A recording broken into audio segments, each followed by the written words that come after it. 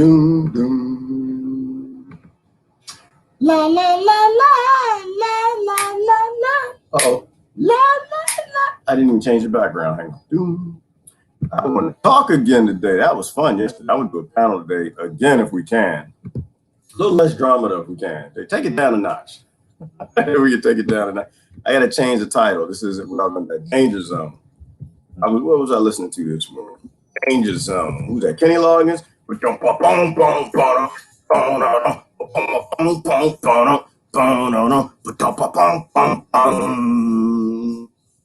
Highway to putting grandma in the danger zone. Putting grandma in the danger zone. Like Gerard, come on, man. Look, hey.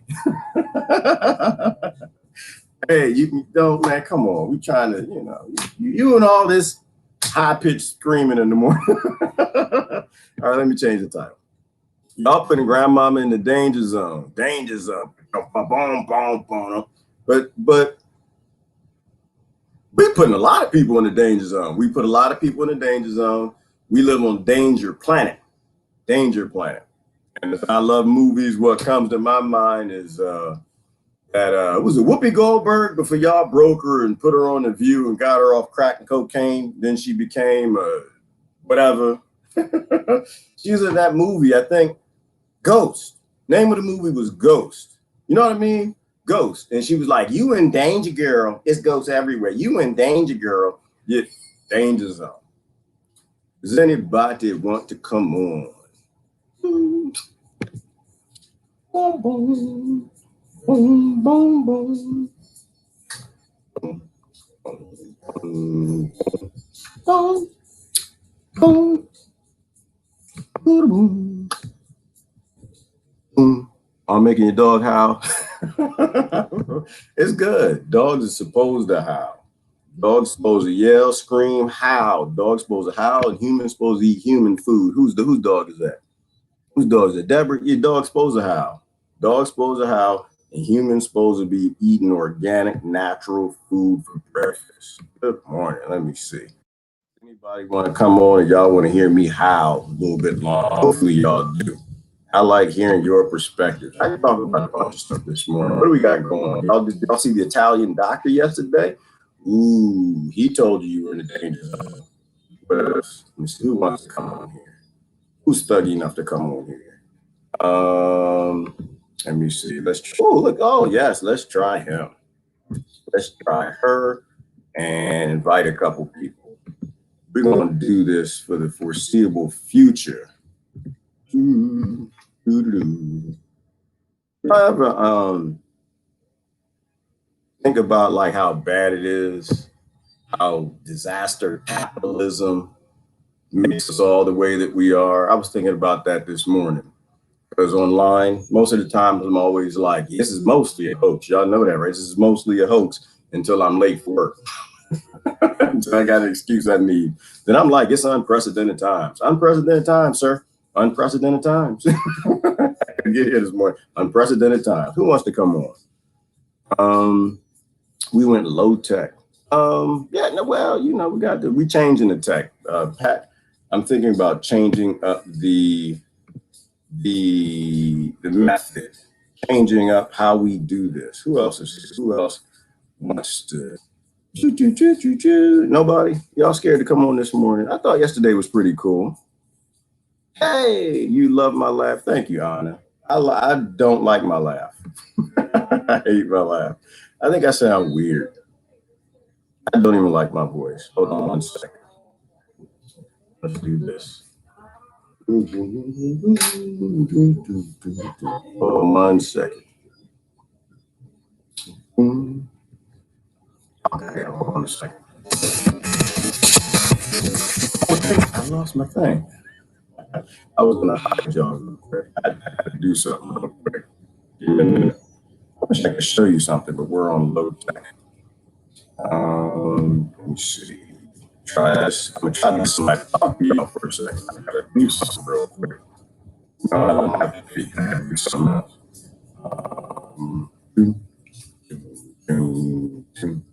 I was scared to come on. Let me see if I can find Will or Holly or somebody.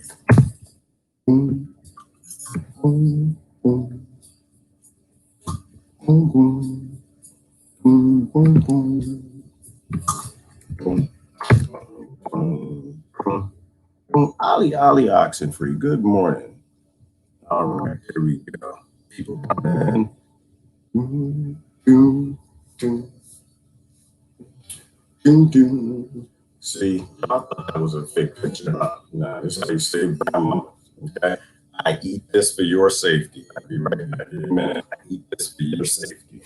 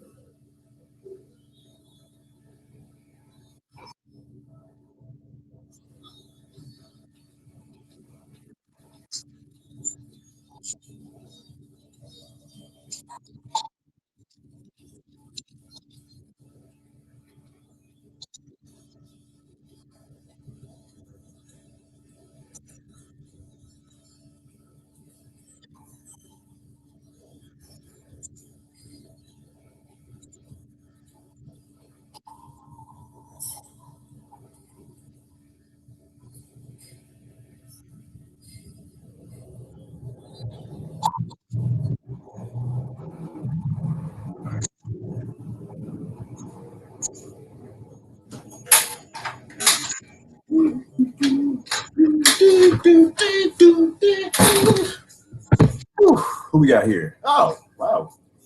Got somebody. Who's that? Who's down there? Brother Will is in the house. I gotta change the background. Good morning, Will. Good How are day. you doing? Good day. How are you doing this morning? A little bit chilly. It's a kind of muggy, cold day today. It's rain, gloomy. Ugh, it's just been gloomy this week, anyways, for me. Hold on. It might just be me. I'm having trouble hearing you. Oh, hold on. Hold on. Is that better? No, I can hear you. It's not you. I'm having all kind of tech issues. We working on it. I'm trying to put my headset on. There we go. That's better. Okay, say something. All right. Whew. How was that? Oh, that's beautiful. How you doing this morning, man? Getting through it. It's gloomy, gloomy, and gloomy, but still cheery. Gloomy, but still what? Yeah, I'm still cheery. You know, I don't let the gloom get to me. You know. But is there gloom outside, or is there gloom beneath the clouds? Yeah. Where is the gloom at? I don't see gloom. Both. I don't see any gloom, brother. I see clouds. And both. You know that saying goes that there's always sun. You just gotta realize that it's above the clouds. Yeah. Is that I'm going through my auntie passed away not too last Saturday, so. Oh, I'm sorry to hear family that. thing. Okay. Yeah. I tell you The what. industry. That's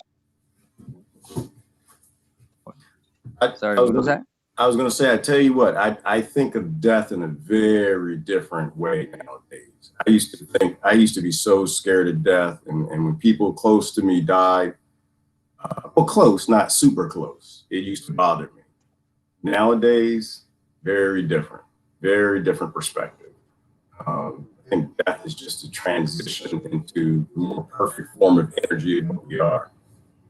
And I don't think they ever go anywhere. Like when someone very close to me, it changed all my perspectives on death. I had no fear of death at all now. And I think that all we do is transcend into another form of energy, and that we're always around. You know, and it's still sad to miss people though. I get that. I definitely get that. Oh yeah, no, it does. Definitely doesn't bother me as much as it used to. I agree with you there. It's they're going off to a better, more pure form, or they're actually meeting themselves. So we spend our whole our lives trying to find our own being, and then once we're gone, I view it as we actually get to find that person of who we truly are. We actually get to meet who we are Yeah. after we transcend this realm here. This evil Yeah, little realm. that's You know what? I was thinking about this realm. I always think about every damn thing, but this more I was thinking about it. I forgot what I was thinking. I posted it though. I posted. My post ever get annoying?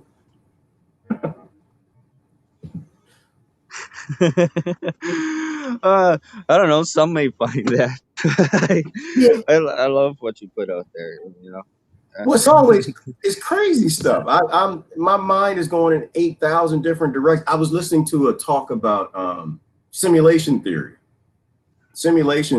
and life and death and create. To me, simulation and creation are all the same thing, and I think that you know how people say, "Well, I don't like simulation theory." The argument against it is because, which is weird to not like theory, is that well, if it means that life has no meaning.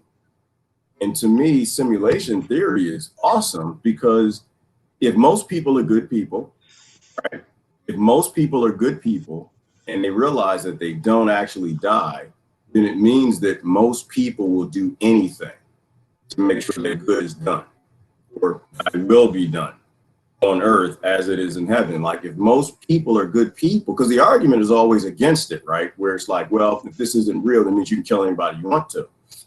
Well, if this is real, it means I'm not going to let you do anything to kill anybody. And the majority of people would make sure that good happens. I love simulation theory. I think that actually makes sense. Simulation creation, same thing. What do you think? Yeah, it's that's how I kind of view it too. You know, I haven't gone over that theory, but I mean, we're here being beamed, and to this realm from wherever our true beings are, wherever that may be, and what our steps here make a difference over there.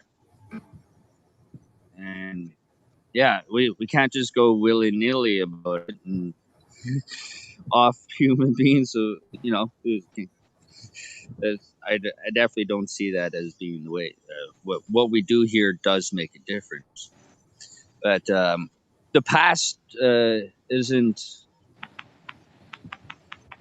like the past doesn't matter too much. It's about what you choose with the next steps, right? It's about growing. Um, Growing. I want yeah, to introduce you to one of growing my the. friends. I want to introduce you to one of my friends. Well, this is and everybody else too. This is a brother of mine. This is Mike Russo, a little bit of a monster. We used to protest back in the days. How are you doing this morning, Mike? Mike, have you heard of simulation theory? Simulation theory. Mm-hmm. Not by name, no. Okay.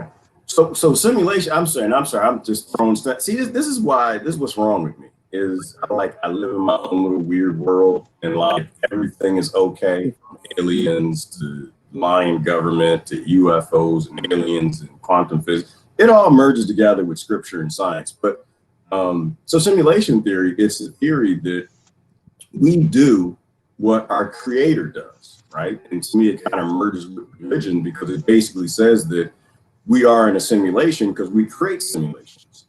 And so if we're creating simulations, how do we know something didn't create us, right? Like we're creating the perfect virtual reality worlds, right? Facebook being one, outside of the simulation you're actually in and living in, we create simulations because these simulations are more beneficial, or there are things that we want more. So I'm sitting in here online on Facebook instead of outside because this simulation is more attractive to me right now than what I can do out there. Also, I'm trapped in slavery, so that's another point. But how do we know? Eventually, we'll create the perfect simulations. We'll create a simulation like the Matrix, where you could be with the perfect woman, you could fly, you could be with the perfect man, you're a billionaire, you're a Rothschild, a Rockefeller, or you're poor, or you're this, that. And it actually at a certain point in time becomes a game. I mean, we're on the cusp of creating technologies that tie in that could completely take a human being into a simulation and give them whatever they want. And to me, that actually is Genesis. That's like the beginnings of the Bible. That's a creator that creates a simulation, and its creations create simulations, and its creations create simulations, and it goes deeper and deeper and deeper. Anyway, that's simulation theory. Well, then that comes down to faith and what you want to believe in. When you start talking about the Bible. But isn't that everything? I'm sorry. Like, isn't it? I'm gonna have to get a headset, man. I can't hear very well. I'll be right back. Okay. Grab your headset. I was thinking about that too. Everything is a cult. Everything is a religion. Everything is faith. The adult world requires that you have a faith in something just to get up in the morning. Everybody has a religion. We just don't call it religion. Like atheists don't actually exist. Is that too much? Did I drink too much coffee? Mike, did I lose you? No, Mike's getting headset. Did I lose you, Will? Yeah, Mike's getting headset. All right, let's see. Can I hear better? Yeah, it's kind of like what you believe becomes your religion, even though if it may not be tied in with other religions, in the classical sense, whatever one's own thoughts is their religion. Because I think that was plain enough. Yeah. But you're living and acting on faith. You have a faith. Well, yeah, you have to. It has to be whatever you choose to believe in. It has to be because we know that what the Bible that I pick up today is not exactly what was written. Plus, it was also deciphered by different people. So I don't speak ancient languages, therefore I don't know exactly what it said to begin with. But I go on faith. I go on faith that there is something more than myself. Whether it be alien or other. Now they got me thinking. That God was actually must have been an extraterrestrial. I think there's a root God creator of our simulation creation, but maybe it has a root God. I don't. Half the time, Mike, I don't even think half of this matters. No,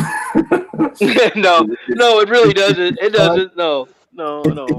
It's fun to think about it, right? To me, the benefit of this is that we're using thought to resolve violence, right? If the majority of violence on our planet and conflict is because people are placed in conflict with each other over their faith, whether it be science, Bill Gates, Christianity, this version, that version, Muslim, Americanism, like whatever people's religion are that put them in conflict with other people. Races are actually religions, and they have religious faith-based following as well. I think when you really think about it, it always goes back to that root principle that you can't abuse other people. You can believe anything you want to believe, and everybody's got a religion. There's no atheist anything. It's just that your belief is based in your experience, based on the feet that your shoes are in and where you were born and what you were taught. And you keep it to yourself. I mean, share it with us, but don't force it on anyone else. Sure, I can agree with that. Tommy has a great question. Did you see his great question? I want y'all to answer questions. I want to shut up. We still. That's a tough one. I view it as we do. It's just the next step to wherever the. I mean, this is just a beginning steps of, or a middle step, or whatever. It's some sort of step where we're stepping up to the next, wherever the next round may be. Yeah, and I view everyone having to step up, even if their life was horrid and they were horrid, or for some reason, whatever they did here gave them what they need for to grow at that next, whatever the next plan may be. Well, the only thing that I'm sure about in life and death is that definitely nobody gets out alive. you know, that's just the way it goes. That's the that's the way it goes. Now, is there something afterward? I like to think there is, but probably not. I just does that mean that I believe that once you're dead, you're dead? And no, not necessarily, but I know that this life is gone. That this is not something that I'm going to be able to repeat. So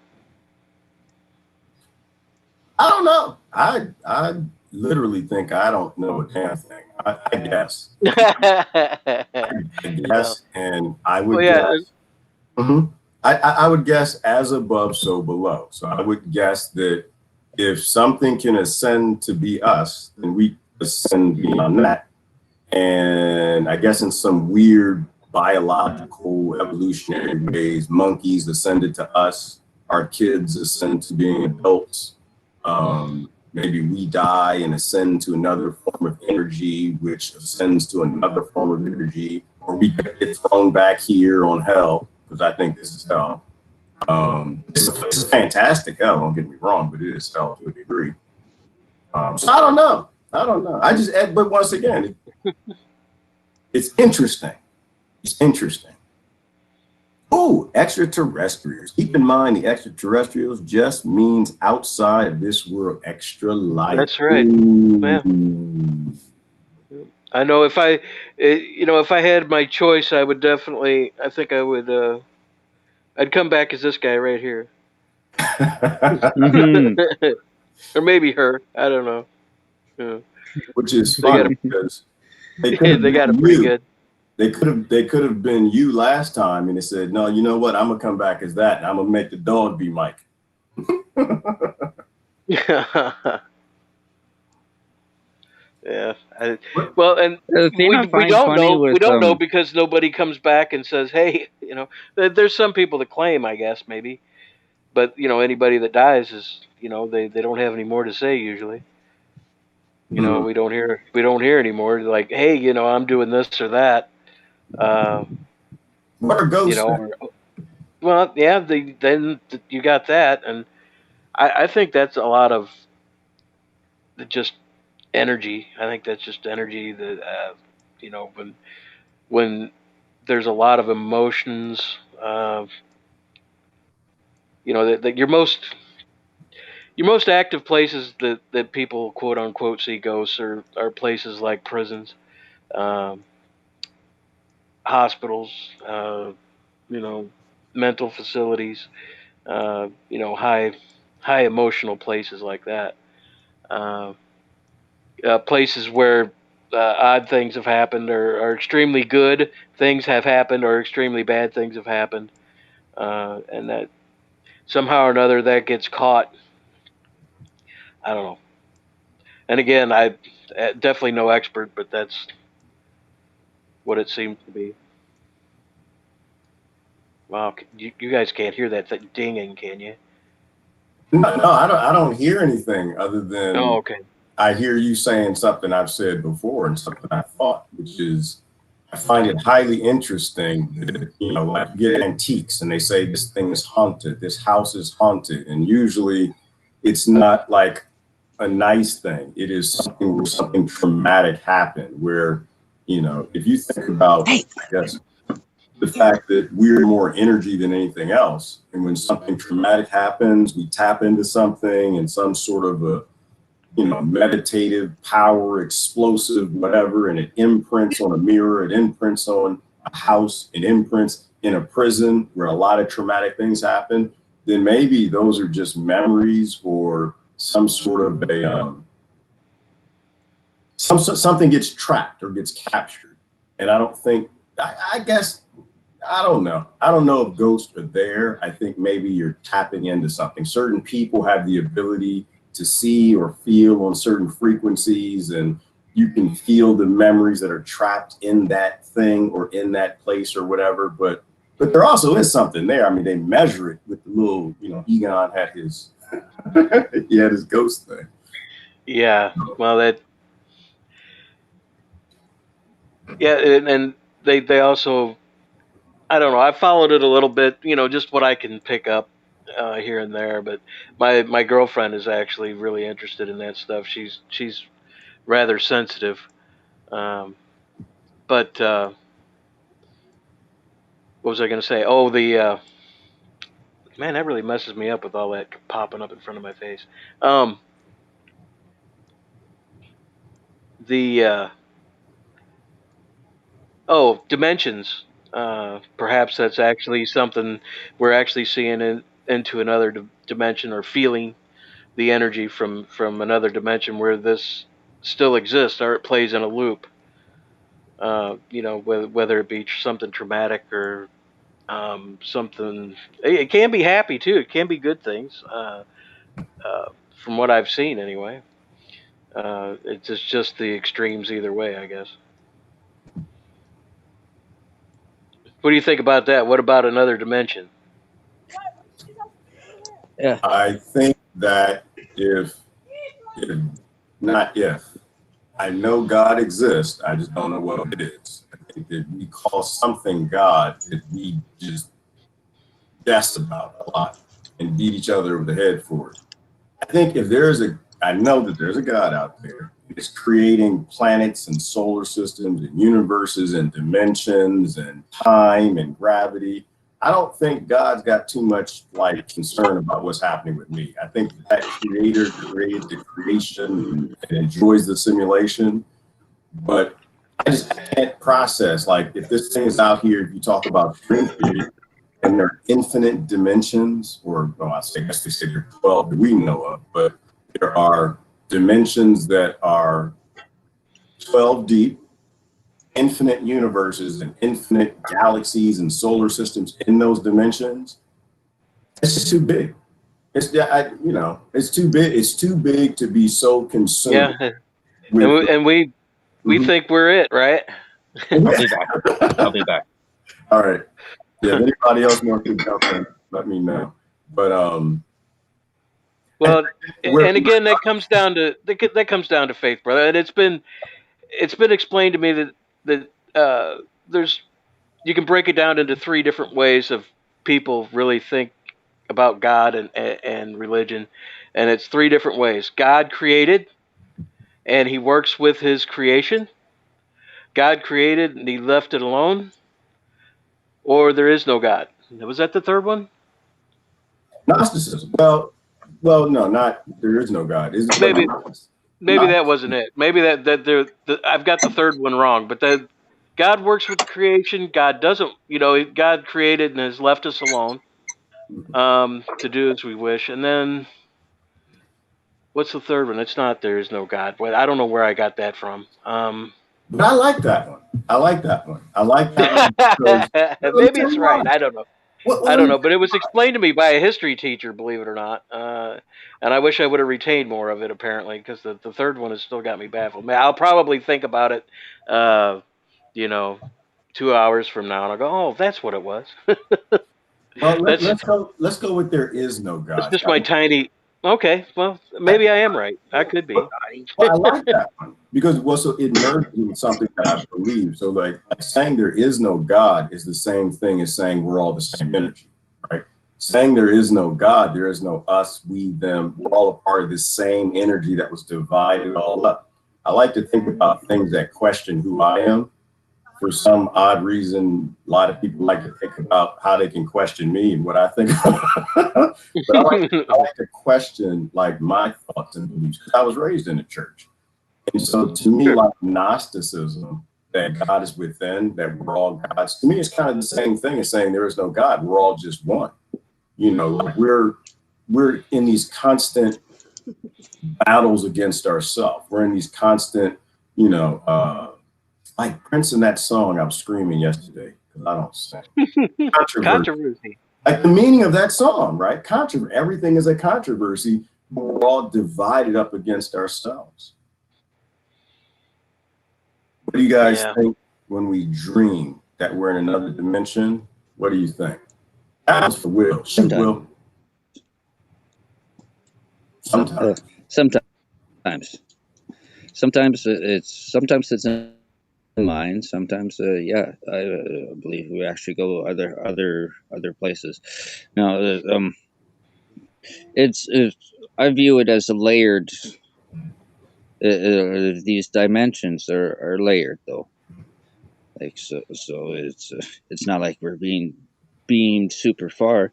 We're just tuning into a different radio station, Different frequency. and where everything is all within the same field, just at a different frequency level. And What yeah, sometimes manipulates the it's frequency? just our mind. Pardon? What manipulates that frequency? Like what determines when we go to sleep or what frequency that we tune into?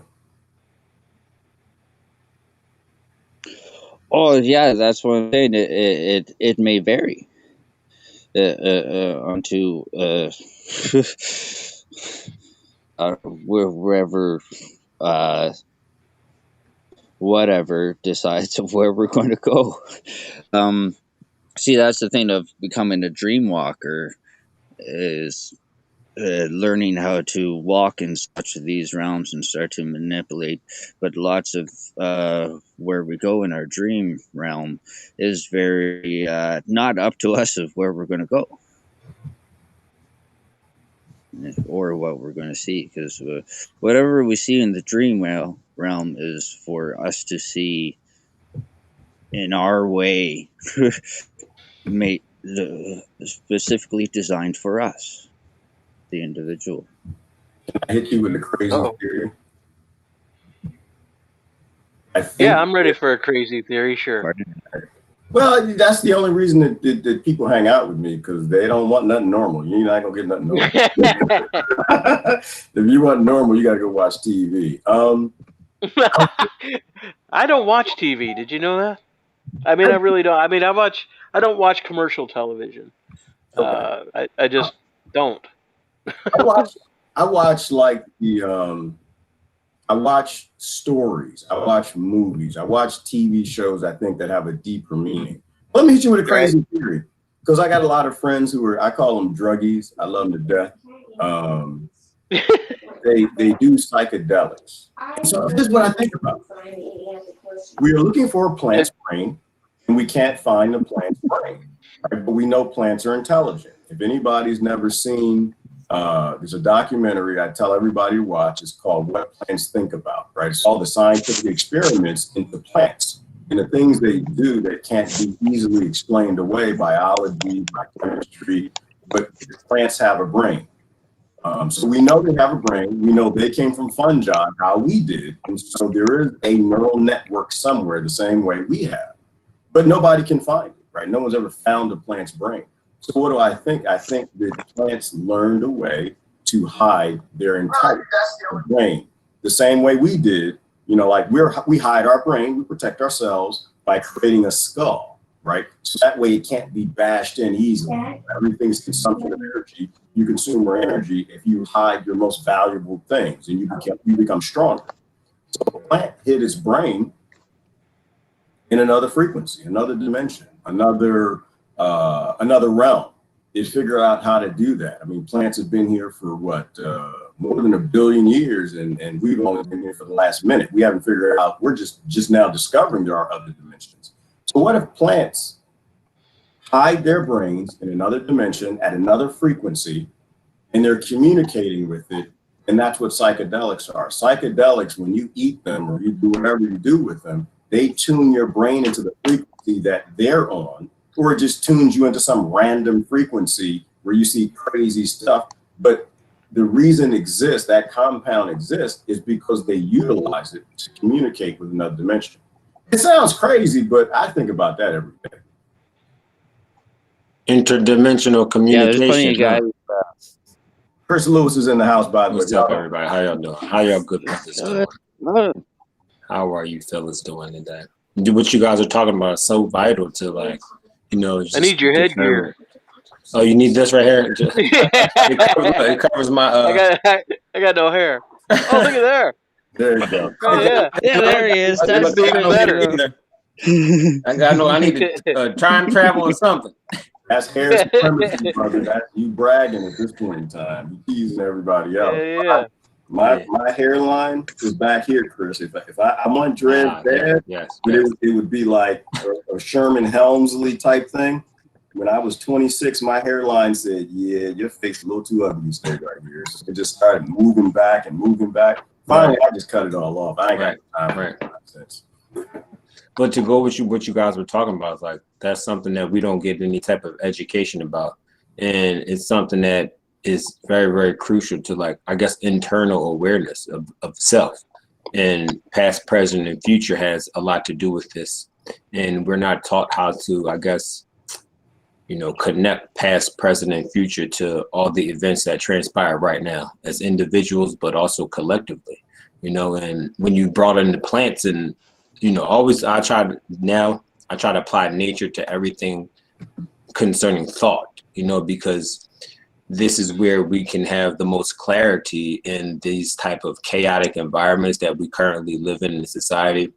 We can still gain, you know, an abundance of clarity from the natural cycles of life that is still around us, you know. And we have to use this information in a way that we can create better discernment for ourselves as individuals, you know, because everybody's trying to figure out where they fit in this experience. But oftentimes we don't know how to connect the background of how we got here to this experience, you know, because we use this educational, I guess, the institutional information that we get to connect it to all the dysfunctional realities of the events that transpire to bring us here.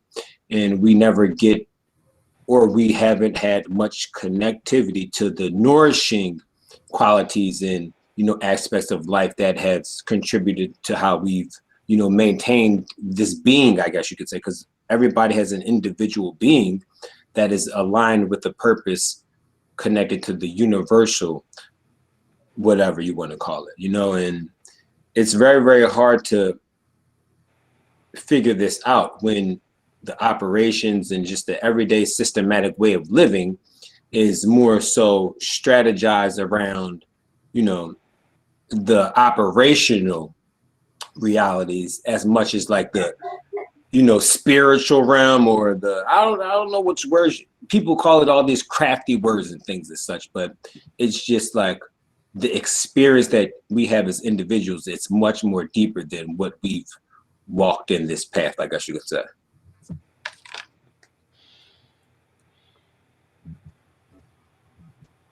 Can y'all hear me?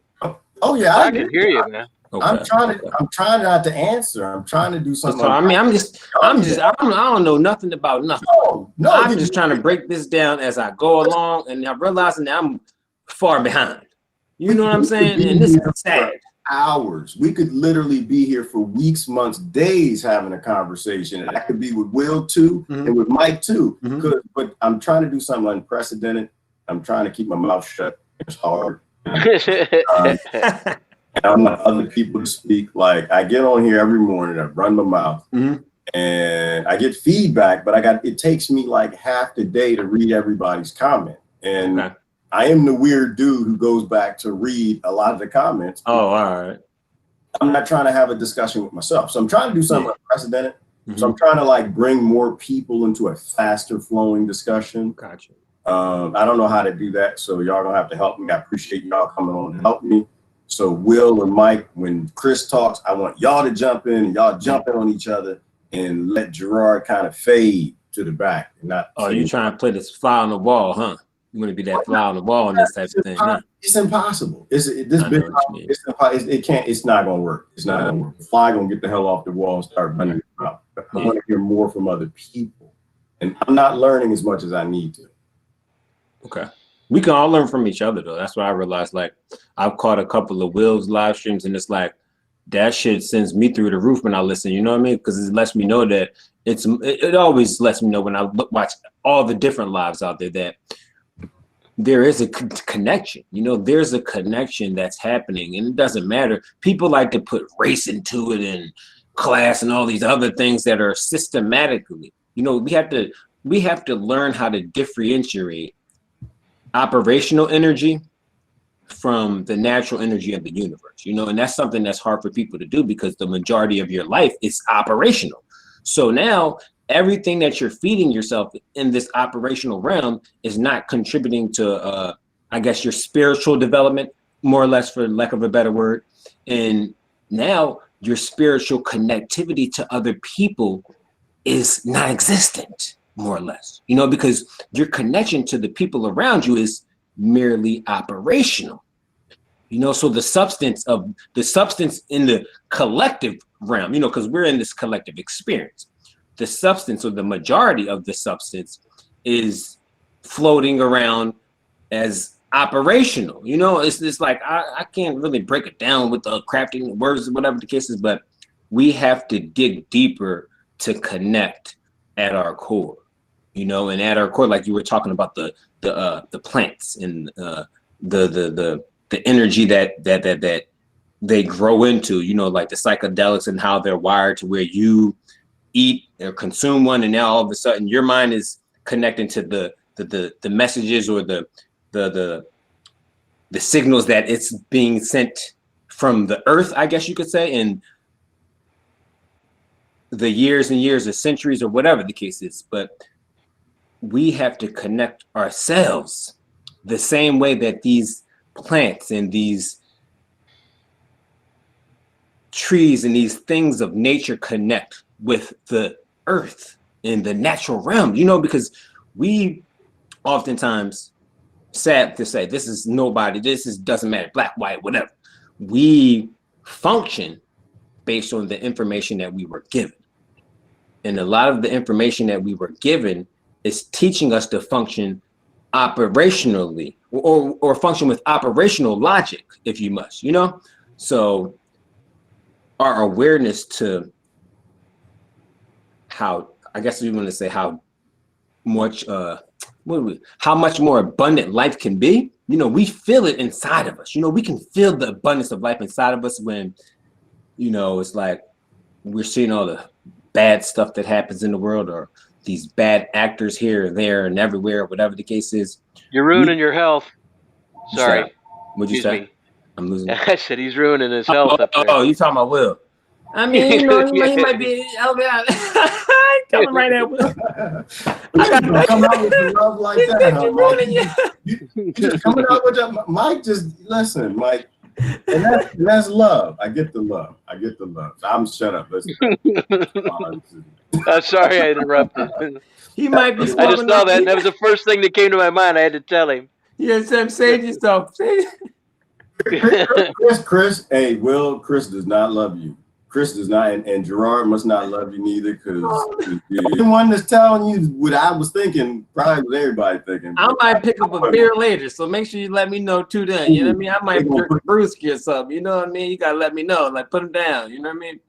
But Yeah, to be fair, let me have a drag. Let me have a drag off that. I guarantee you, this is organic coffee, and it's got carcinogens in it. It's got GMO in it. It's got all of that stuff. You got international creamer in here. I'm killing grandmama. But, you know, I will say this. I got my demon, and I also got my saved grandmama. See, I wear this for y'all's protection. Everybody got their demons. Everybody's got their demons in, I guess. This is my lunch. Well, there ain't nothing wrong with that, brother. Right. Ain't nothing wrong with that. Breakfast, I ate all beans. This is how I'm saving grandma. I'm saving grandma. Oh, my mic was off. My mic was off. I was all talking to. Oh, did y'all get me? Did the telepathy work in the body? Oh man, my mic was off. Yeah, The whole damn time. Oh no. the whole damn time. I was Oh, saying, man. it was like I feel the same way when someone drinks Coca-Cola or Pepsi or something like that. You know, like you're ruining your health. But yeah, we all got our own things, and I don't see Ken at all. You don't see me. You hear me? Nope. I can hear you, but I don't see you at all. yeah. Is that like a racist thing? We just hear that. No, I just visually can't see you. I don't know where you're at. Yeah, Y'all see me? we don't see you. No. No, I we see you, hear G. you. All right, so then y'all need to reset. It's on your. If Chris can see me, then the problem is you. Your own problem. I see all you guys. You got to reset. If he can see me and you missing some, How do I do that? Refresh. Hit the refresh button. You got to hit the refresh. You got a perspective problem in your life, brother. Where's that at? Can the crowd I don't see know anything about everybody? Everybody in the crowd see everybody. There you go. Got the deal. But you know, I wanted to ask y'all a question though. Like this is a lot for the audience as well, and it's for us to think about too. Is like, what do we need to do to, or what needs to be done in order for us to, you know, build the bridges to a deeper connection with this existence. You know, I know we can do it as individuals. It's like it's easier to control yourself as an individual and you know, do what you have to do and like, I guess, sacrifice the things you have to sacrifice. But when it comes to the collective whole, you know, how can we get a big enough body of people to where there can be a collective message? Because, you know, everything is about messaging and narratives.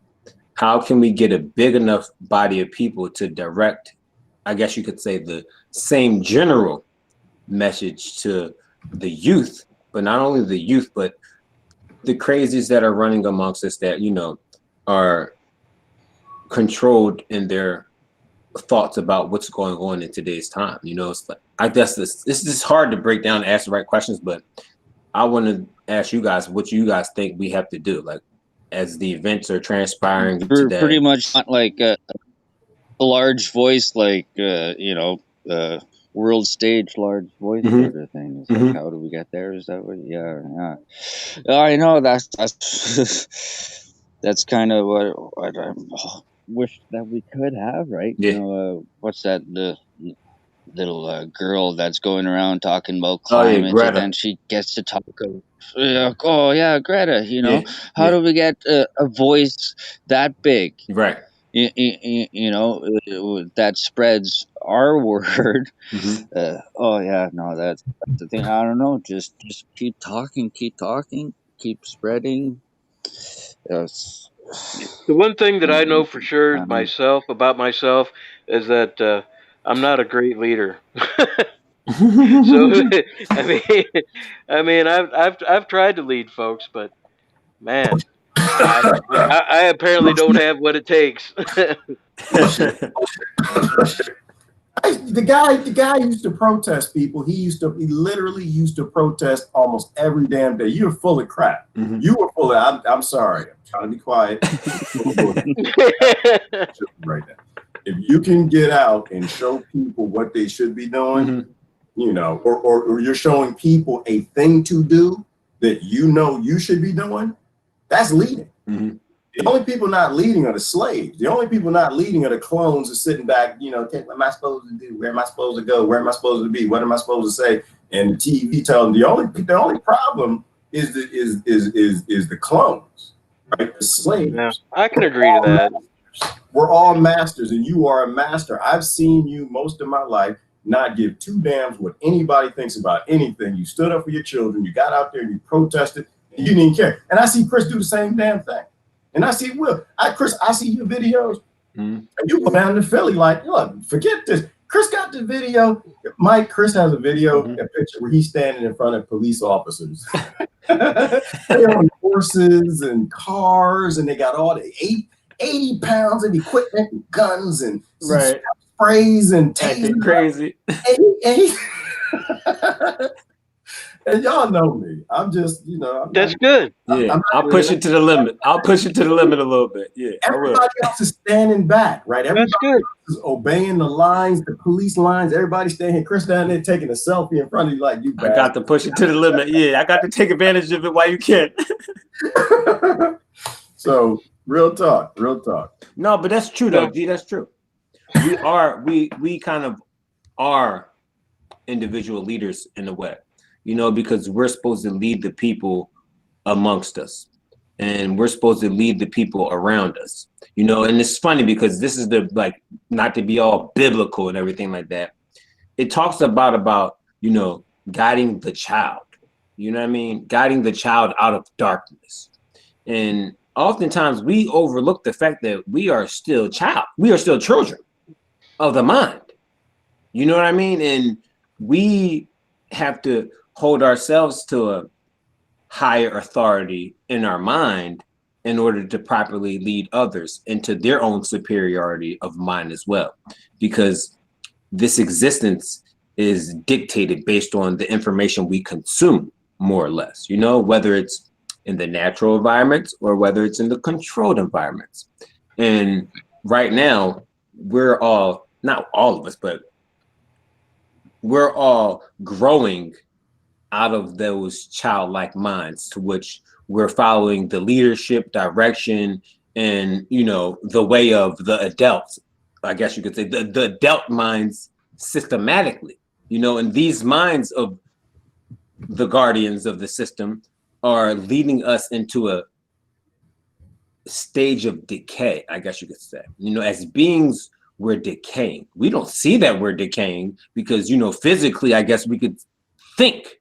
We're taught to think that we're in such the prime, we're in tip-top shape of our life physically. We can do this and we can do that, as well as the advancements in industry and technology. We're aligned to where this is the prime state of our existence, if you listen to people tell it. But that's couldn't be farther from the truth. We're actually at the lowest state of our existence as beings, you know, because we've been centuries and centuries driven away from our, I guess you could say, spiritual connection to the universe, you know, and that's all that is, all living things.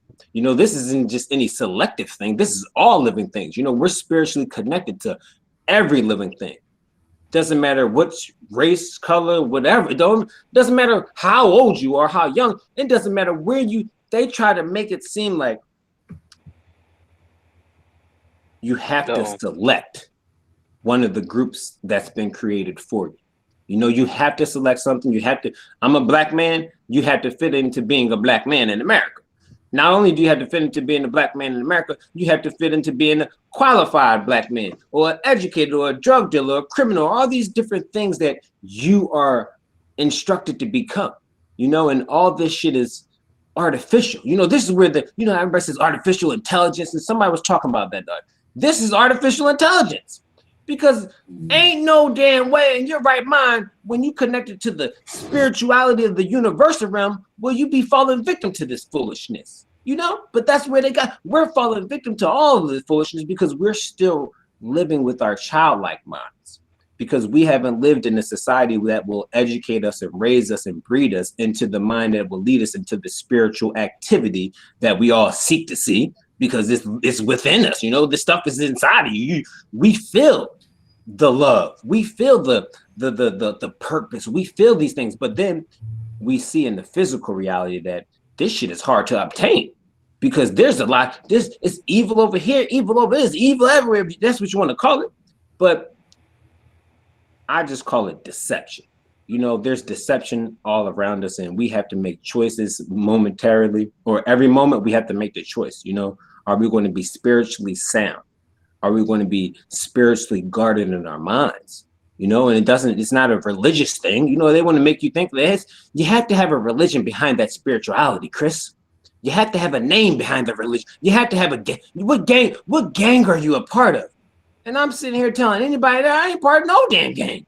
I'm an individual in this experience, living amongst the collective body of people that I'm supposed to be working with through and through. You know, we're supposed to be working together.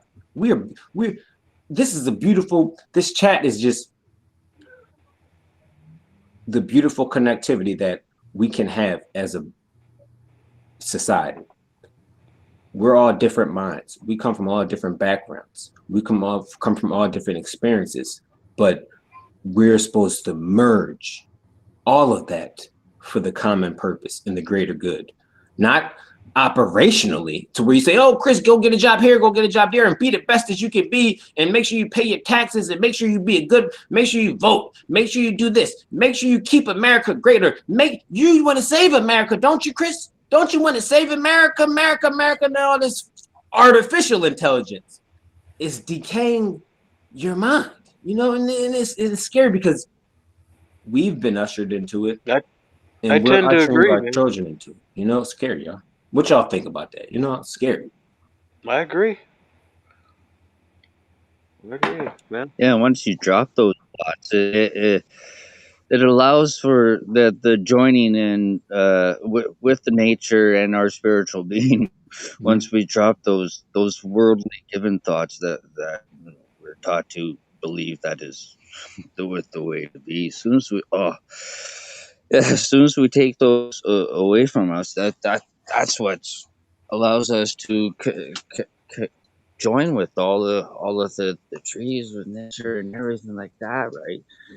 And once we feel the spirit of the flower and that's what allows you to feel such spirits, is dropping this worldly, these man-made ideas of where and what to be, sort of thing. And strength of one's mind and going through and becoming mentally, physically strong, and doing it themselves. See, this is like I don't want, like, there's lots who just watch our type of shows. Like, we're just stepping stones. We're not leaders. Okay, you're your own leader. You got to go out yourself and out yourself to be within yourself, to be yourself. And take your own steps, view and be. We can't join y'all to nature. Y'all got to do it yourself. This does take mental preparation and dropping the fears, the worries, all the stuff they put onto us. And the fear, it pretty much all boils down to the fear. As soon as we drop these fears and we're no longer afraid of death or whatever. Yeah, well, it's my own personal belief that this earth will be here long after we're gone. You know, this is only temporary. It is only temporary. And it's funny that you asked the question. It's funny that you asked it. Well, one thing, Mike, I'll say, I'm always on nature's side. So whatever nature decides for the human race, I'm good with it. Whatever nature is, it's a part of God. It's a part of some sustainability, universal, whatever. Guys, I'm good with all of it. Answer the question, because I got discombobulated in Mike saying that he's not much of a leader. People say Well, I'm not. so let me shift, and because your question, the title of the talk, and all that all kind of feeds back together. We are in the danger zone because we're following leaders and not ourselves, because we're not connected, because we don't know how to reconnect. We don't know how to connect. What Mike does is set an example. He does his thing in his life as he is an omnipotent creature, sovereign, doing his thing. Chris does his thing. You know, Will does his thing. And from watching all of you, you all teach me. You all teach me. You all get me. You make me more connected with what you know and what you are that I'm not. And so, how do we connect? Was your question when I got thrown off, which was, you know, how do we reconnect? Well, I would say that if you want to be connected, you got to look what you're not connected to. You have to look who you're not connected to. If you're raised in a Black community, then you know you need to connect outside of that. If you're raised in a Christian community, you know you need to connect outside of that. If you're raised in an American community, like all the things that make us livestock, right? If you were in this pen and the people in that pen are being treated like livestock, you need this tag, listen to this music, go here, do this. This is how you laugh. This is comedy. This is funny. This isn't funny. You need to connect to things that have been denied to you. And so hitting the title, which is funny why you asked the question, we as a species are in a danger zone. We're putting everything around us in a danger zone because we're divided up and we're not connected. It's funny how y'all just perfected all of that. This is true though. You're spot on again with the fear part about it, and the you know, relation to people outside of your community or whatever the case is. We have to connect with people with what gives the reason why I've learned so much about this existence is because I didn't care about any of like the racialized stuff or any of the I got you to say, you know, classifications and categorizations of people. I've always lived just connected with everybody, you know what I mean? Anybody and everybody through and through since I was younger. And it's been helped through, you know, my parents being able to bring me into a more diverse environment or whatever it is. So shout out to them. But through my experience, I've learned that there's a lot of love in this world, but people are afraid to show it. And people are afraid to show it because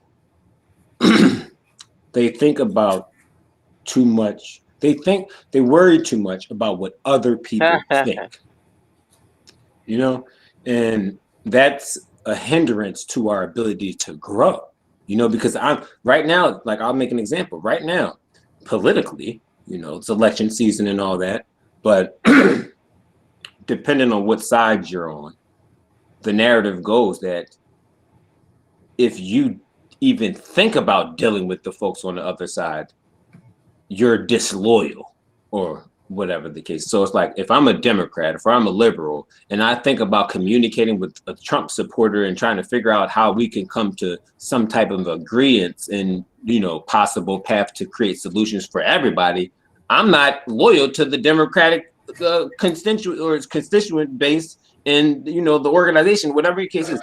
I'm actually might be in line to be called a Trump supporter deep down inside because I'm not adamant enough to, you know, go along with the narrative that they're following, you know? So now what it does is the bridges that are being built divisively, you know, and this is on top of all the division that's already been created and all the fear that's already, you know, riding around in our realm.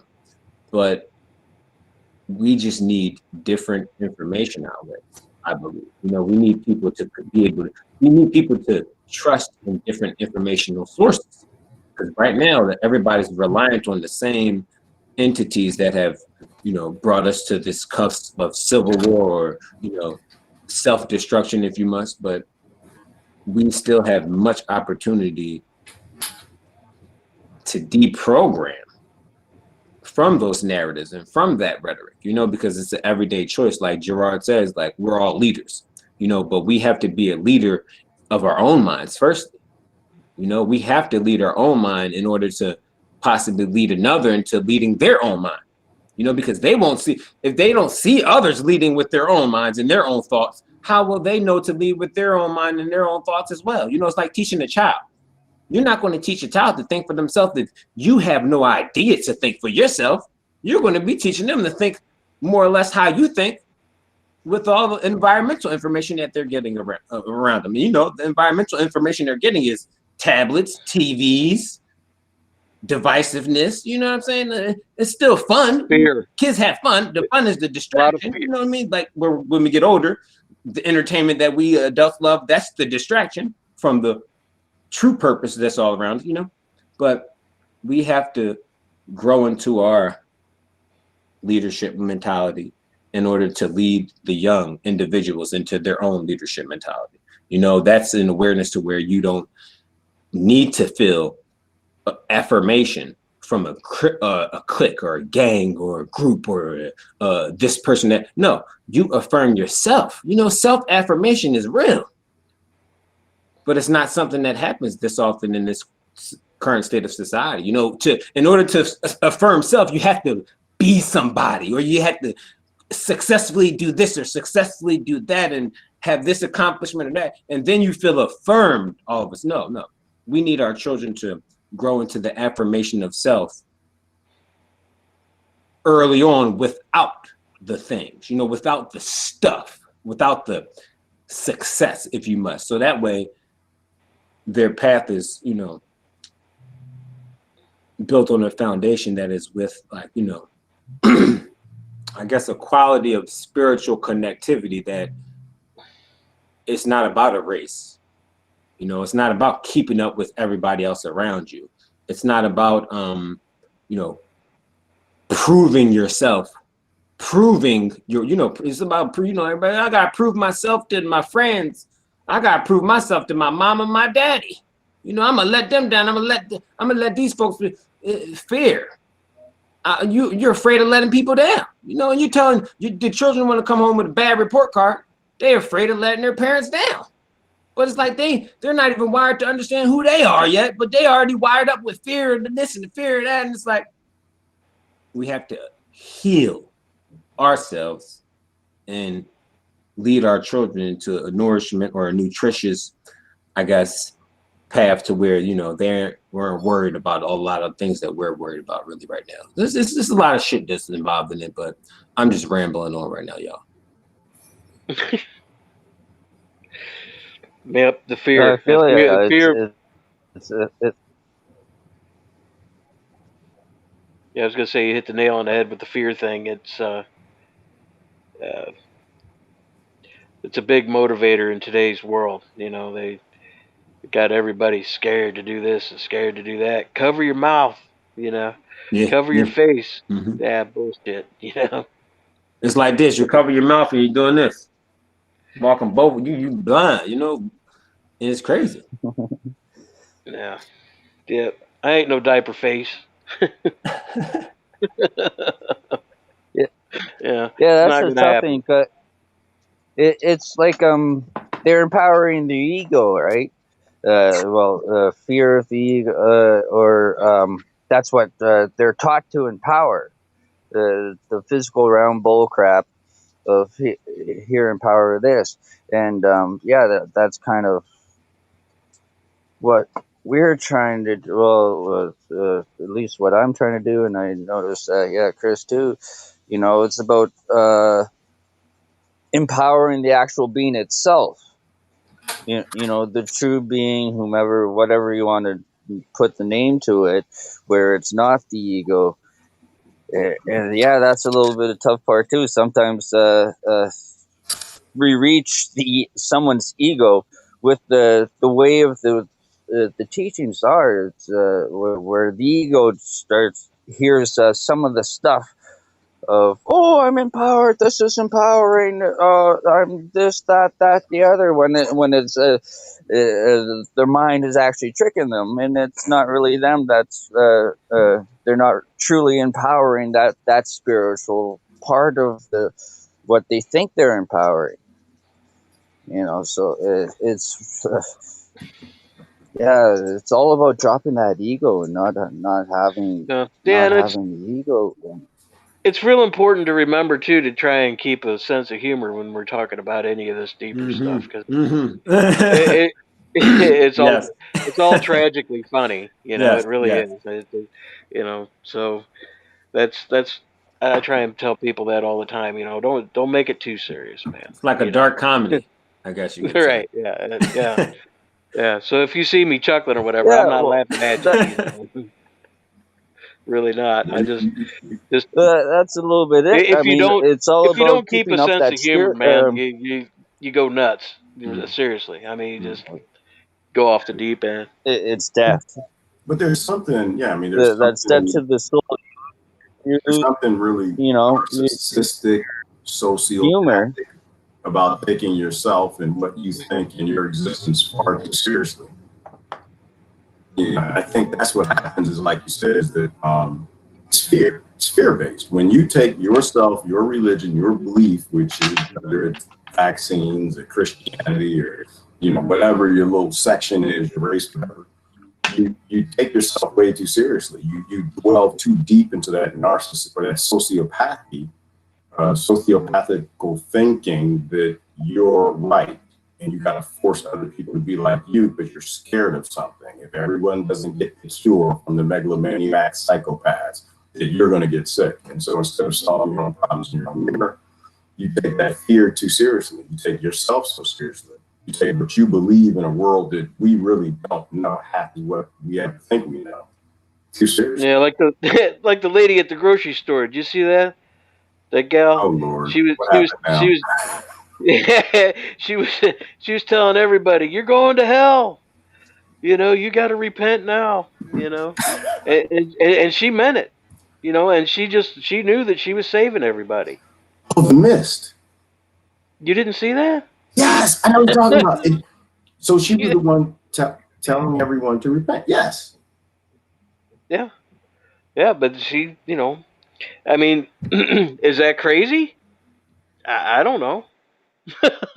You know, I know. Even her people will call her crazy. Yeah, People will yeah, probably call her crazy. right. And that's what's messed up. Like, you know what I That's mean? yeah.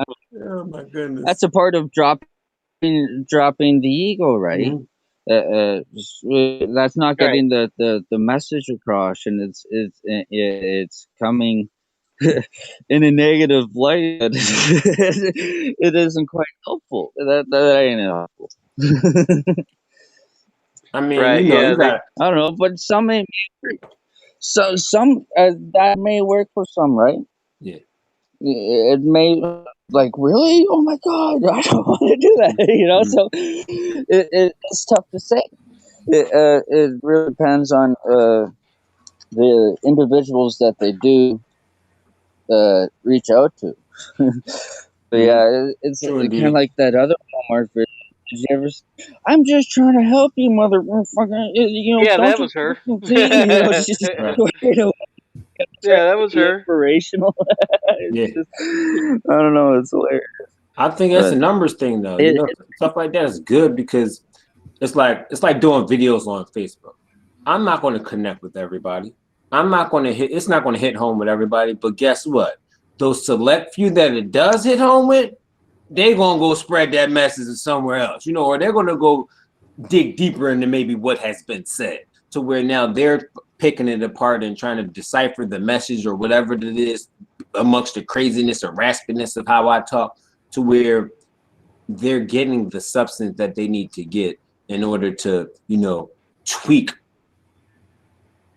the thoughts they used to have into something new, and that's where it comes at. It's like, it could be, that's why it's like when they, how physical appearances, they say don't judge a book by its cover. We always heard that when we were growing. Don't judge a book by its cover. Don't judge a book but goddamn, that's what the majority of people do.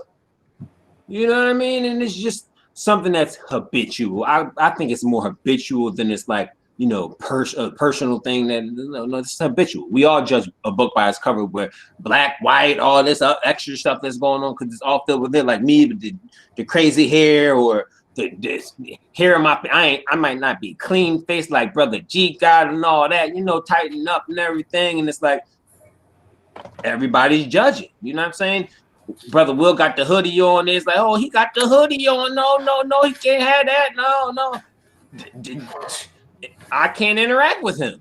You know what I'm saying? I for one just want to say that I rather enjoy your hair. I like it. Okay, my God, thank you very much. I kind of like it too. As you can see, I'm actually a little jealous. You know, I don't have any at all. I'm bringing the ball top back. You know what I'm saying? I'm trying to bring it. You know, we gotta bring it back. We got a little bit of hair left. You know what I'm saying? It's not all gone. You feel me? So, but it's real though. You know, we have to dig a little bit deeper when it comes to our stereotypical nature and just the way that we perceive other people. And it's sadly, this is a mainstream-led society. You know, so if we ain't the ones creating the mainstream narrative, we ain't the ones, you know, instilling the certain type of thought inside the minds of the majority of people. And the forces, like, you know, everybody's evil, devil, all these other things, whatever you would. I don't know if you need to call it all that, but we understand the entities that are working against us. You know what I'm saying? But we don't work with the same amount of dedication, the same amount of sincerity, and the same amount of, I guess you could say, passion and love fighting against those forces as such we do working with them. And that's what's ultimately the scariest thing. You know, it's about time and energy spent. And we spend most of our time and energy contributing to that which is ultimately destroying the societal, you know, connectivity and the spiritual connectivity of our society than we do raising and elevating and uplifting our spiritual connection to self, but also to those around us. You know, because we can just look at the conversations that we have with people. You know what I'm saying? You can't really get too much substance out of folks because it's not really much substance to get. And it's like, that's why I said go to nature. Because when you go to nature, you're getting a whole bunch of downloads. And I'm like, damn, the people that's been connected with me, like Brother G, you've been connected, so you already know. Downloads on downloads, and he's showing the people, and the people are getting inspired because they see like, damn, this is something that this is interesting. It's refreshing, firstly, but it's also, you know, I guess it's like, you know, when we learn or get connected to new things that are actually, you know, that actually touch the soul, I guess you could say. You know, these getting connected with nature touches the soul, whether you're going by the water, whether you're climbing or running up a mountain, or, you know, planting the seed, and all these things is something that we don't do enough of. And it shows in how we interact with each other, because if we did do more of that, if we think about if all the work was done interacting with nature, and, you know, I don't think you had to get paid because nature pays you back abundantly and whatever the case is, but think about if all of our work operationally was connected in the spiritualized purpose to the natural environments all around us. So now the technologies and the industries and all these other advanced things, they would be intertwined with a purposeful connection to these, you know, natural environments, but also to us. But that's not how these systems work in a capitalistic society, because the purpose is to continue to milk the people and suck the people dry and make sure you form the populations of the world and make more babies and babies that are going to get sucked dry, and make sure you teach the parents to do the best job they can and making sure they usher them into getting sucked. It's kind of scary what's going on out here, but it's real. We have to understand what we're up against, you know? It is. I was on that thought process this morning, right? It's like the whole capitalism thing. And you know, I'm not interested in capitalism, socialism, or communism. To me, these are all legacy, outdated systems. We have modern technology that made them all useless, right? They're all conflict-based systems they're all conflict-based systems that you put one or many in power, And none of those things need to occur anymore. Right? We could have forest-like sustainable abundance for everybody. But I was thinking about what capitalism, what you said this morning. I always try to preface that, because I don't want anyone to ever think that, oh, well, you didn't say what I like, so you must be on the other side. No, they're all ignorant. They're all ignorant. They're outdated. They're legacy models of government that all need to burn out here, but leave. You're breaking up real bad for me. Okay. I got too many things probably in mind.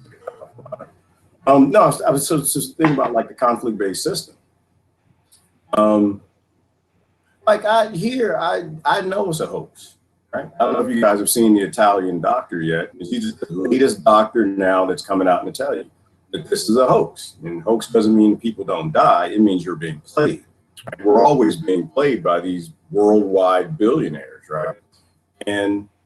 But when I need to, it's not a hoax, right? I'm late for work, like today. It's unprecedented times, man. Hey, hey, slow down. Layman on the Rona. Hey, boss, the Roni is out there. The Roni gonna kick. The Rona almost got me this morning. Look, you should be happy that. But the funny thing, I laugh at it, right? Because it's disaster capitalism. We're all disaster capitalists. The problem is the system. It is not us. It is not them. The problem is you have a model that turns each other into liars, criminals, thieves, billionaires, trillionaires, Democrats, Republicans, black, white, to put them in conflict with each other. And we will all are forced to capitalize where we can just to survive. You literally have to be a monster in this system to just go day to day.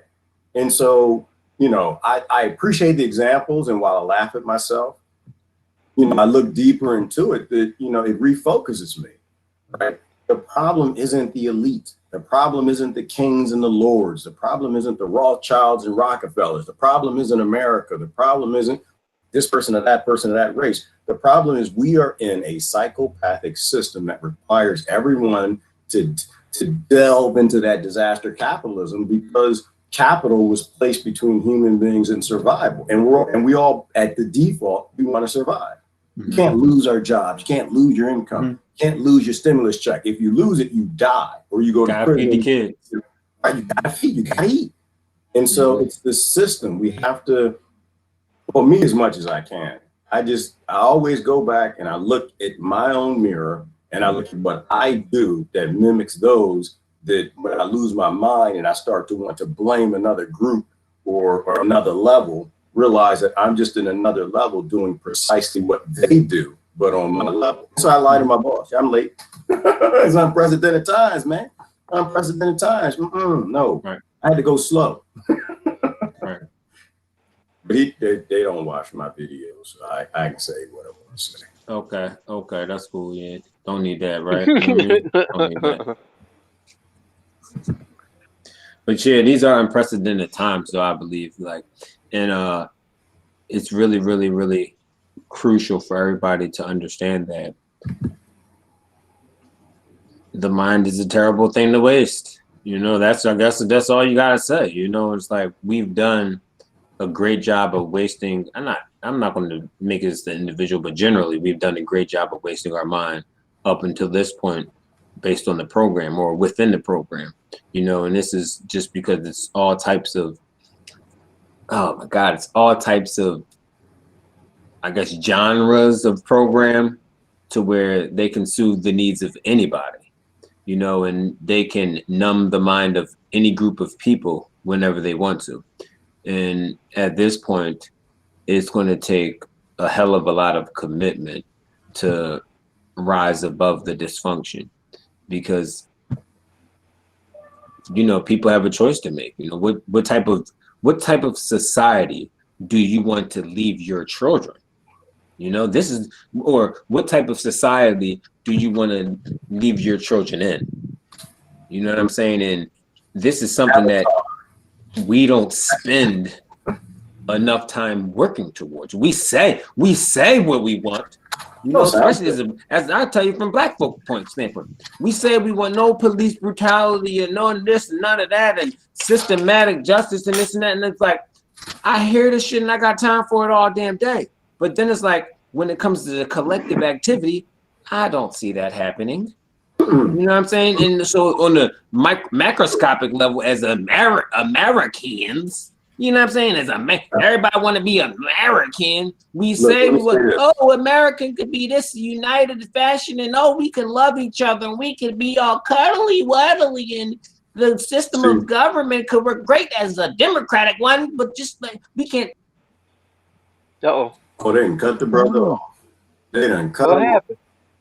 He was talking about his own, right? This is what the system doesn't like. My hands are here. I got some nuts in this hand and nuts in this hand. I still can't see you. I have to show the hands, otherwise people are like, he got nuts in his hand. What the hell? So I'm showing you these are nuts. He can These nuts?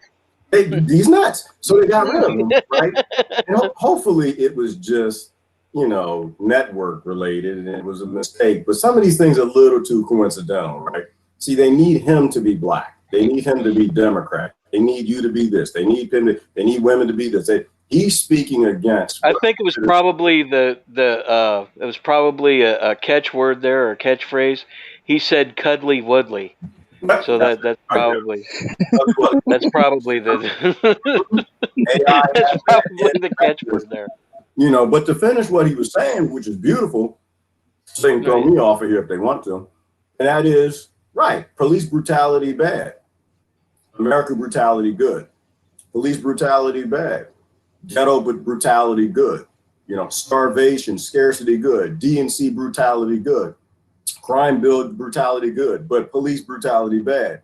White police brutality bad. But black police brutality okay. Right? Like all these games that they play with people. And for me, when I say that stuff like that to people, it indicates to me who is honest and who's full of bullshit, right? There are people who honestly want to bring about change. And when they get new information, they change their behavior, they change their affiliations, they do what they need to. And there are other people who don't.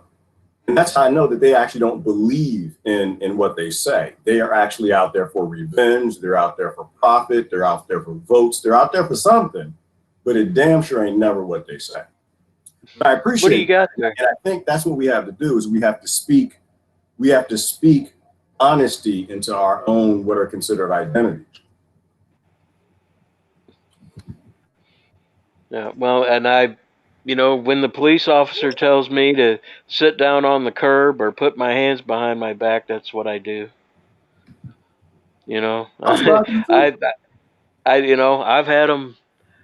I've had them get rough with me. I've had them pour guns on me. Oh, I listen. That's what I did, Mike. Yeah. This is what I do because of how you and I got started and how we met in activism.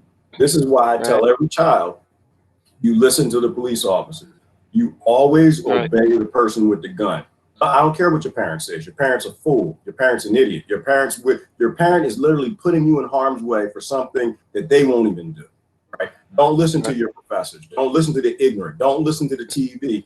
Always listen to the man with the gun. Live another day. And if you can work it out later if it's you can work and it's not even their job, right, Mike? Like under 26, if you don't have a frontal lobe, it's not your job. It's our job. It's our job to fight with the system that we apathetically put in place and pay taxes to keep in place. I tell the kids, nah, you're supposed to have fun. You're supposed to be out there living your life, having parties, drinking, enjoying, meeting men, meeting girls, learning about life, whatever, having fun. We're the adults who broke things. Any problem with police has to do with us. Any problem with policing has to do with us. Listen to the person with a gun, whether they got a mask or a badge, or mask and a badge now. Now, what's he say? I can't treat most of the BLM voices seriously when they still hang on the notion that this system, especially social, for their benefit. Yeah, that Black Lives Matter is a political organization. I don't think it's I don't think it has anything to do with anybody's life, to tell you the truth. When it comes right down to it, no lives matter. So there you go. I'm one of them. And until we're honest like that, Mike, and this is why I speak like that, because we can't change anything unless we're honest with what the actual problem is. And if we think the problem is just racism, or we think the problem is just black people, or we think the problem is just immigrants, or we think the problem is just America, if we don't actually speak to what the problem actually is, we'll never have any discussion or discourse on a solution that will actually work. That's why I'm not really on the whole fight racism stuff. To me, fighting emotions and feelings is stupid. If we know artificial scarcity is behind most of that, and stop making everybody artificially scarce. Give them the resources that they need. If you don't like police and what they do, then remove their power, right? That's not defund the police. That's you defund your voting. Is you defund your support for your politicians. Is you defund the legislators of the legislation that creates the laws that tends to put police against people. All of that's unconstitutional, but I know I'm talking to the choir. I'm gonna tell you that. Right. Well, it's important to say though. I mean, they need us. They need us to be fighting each other. They need us. It's all sleight of hand. They need us warring against each other. The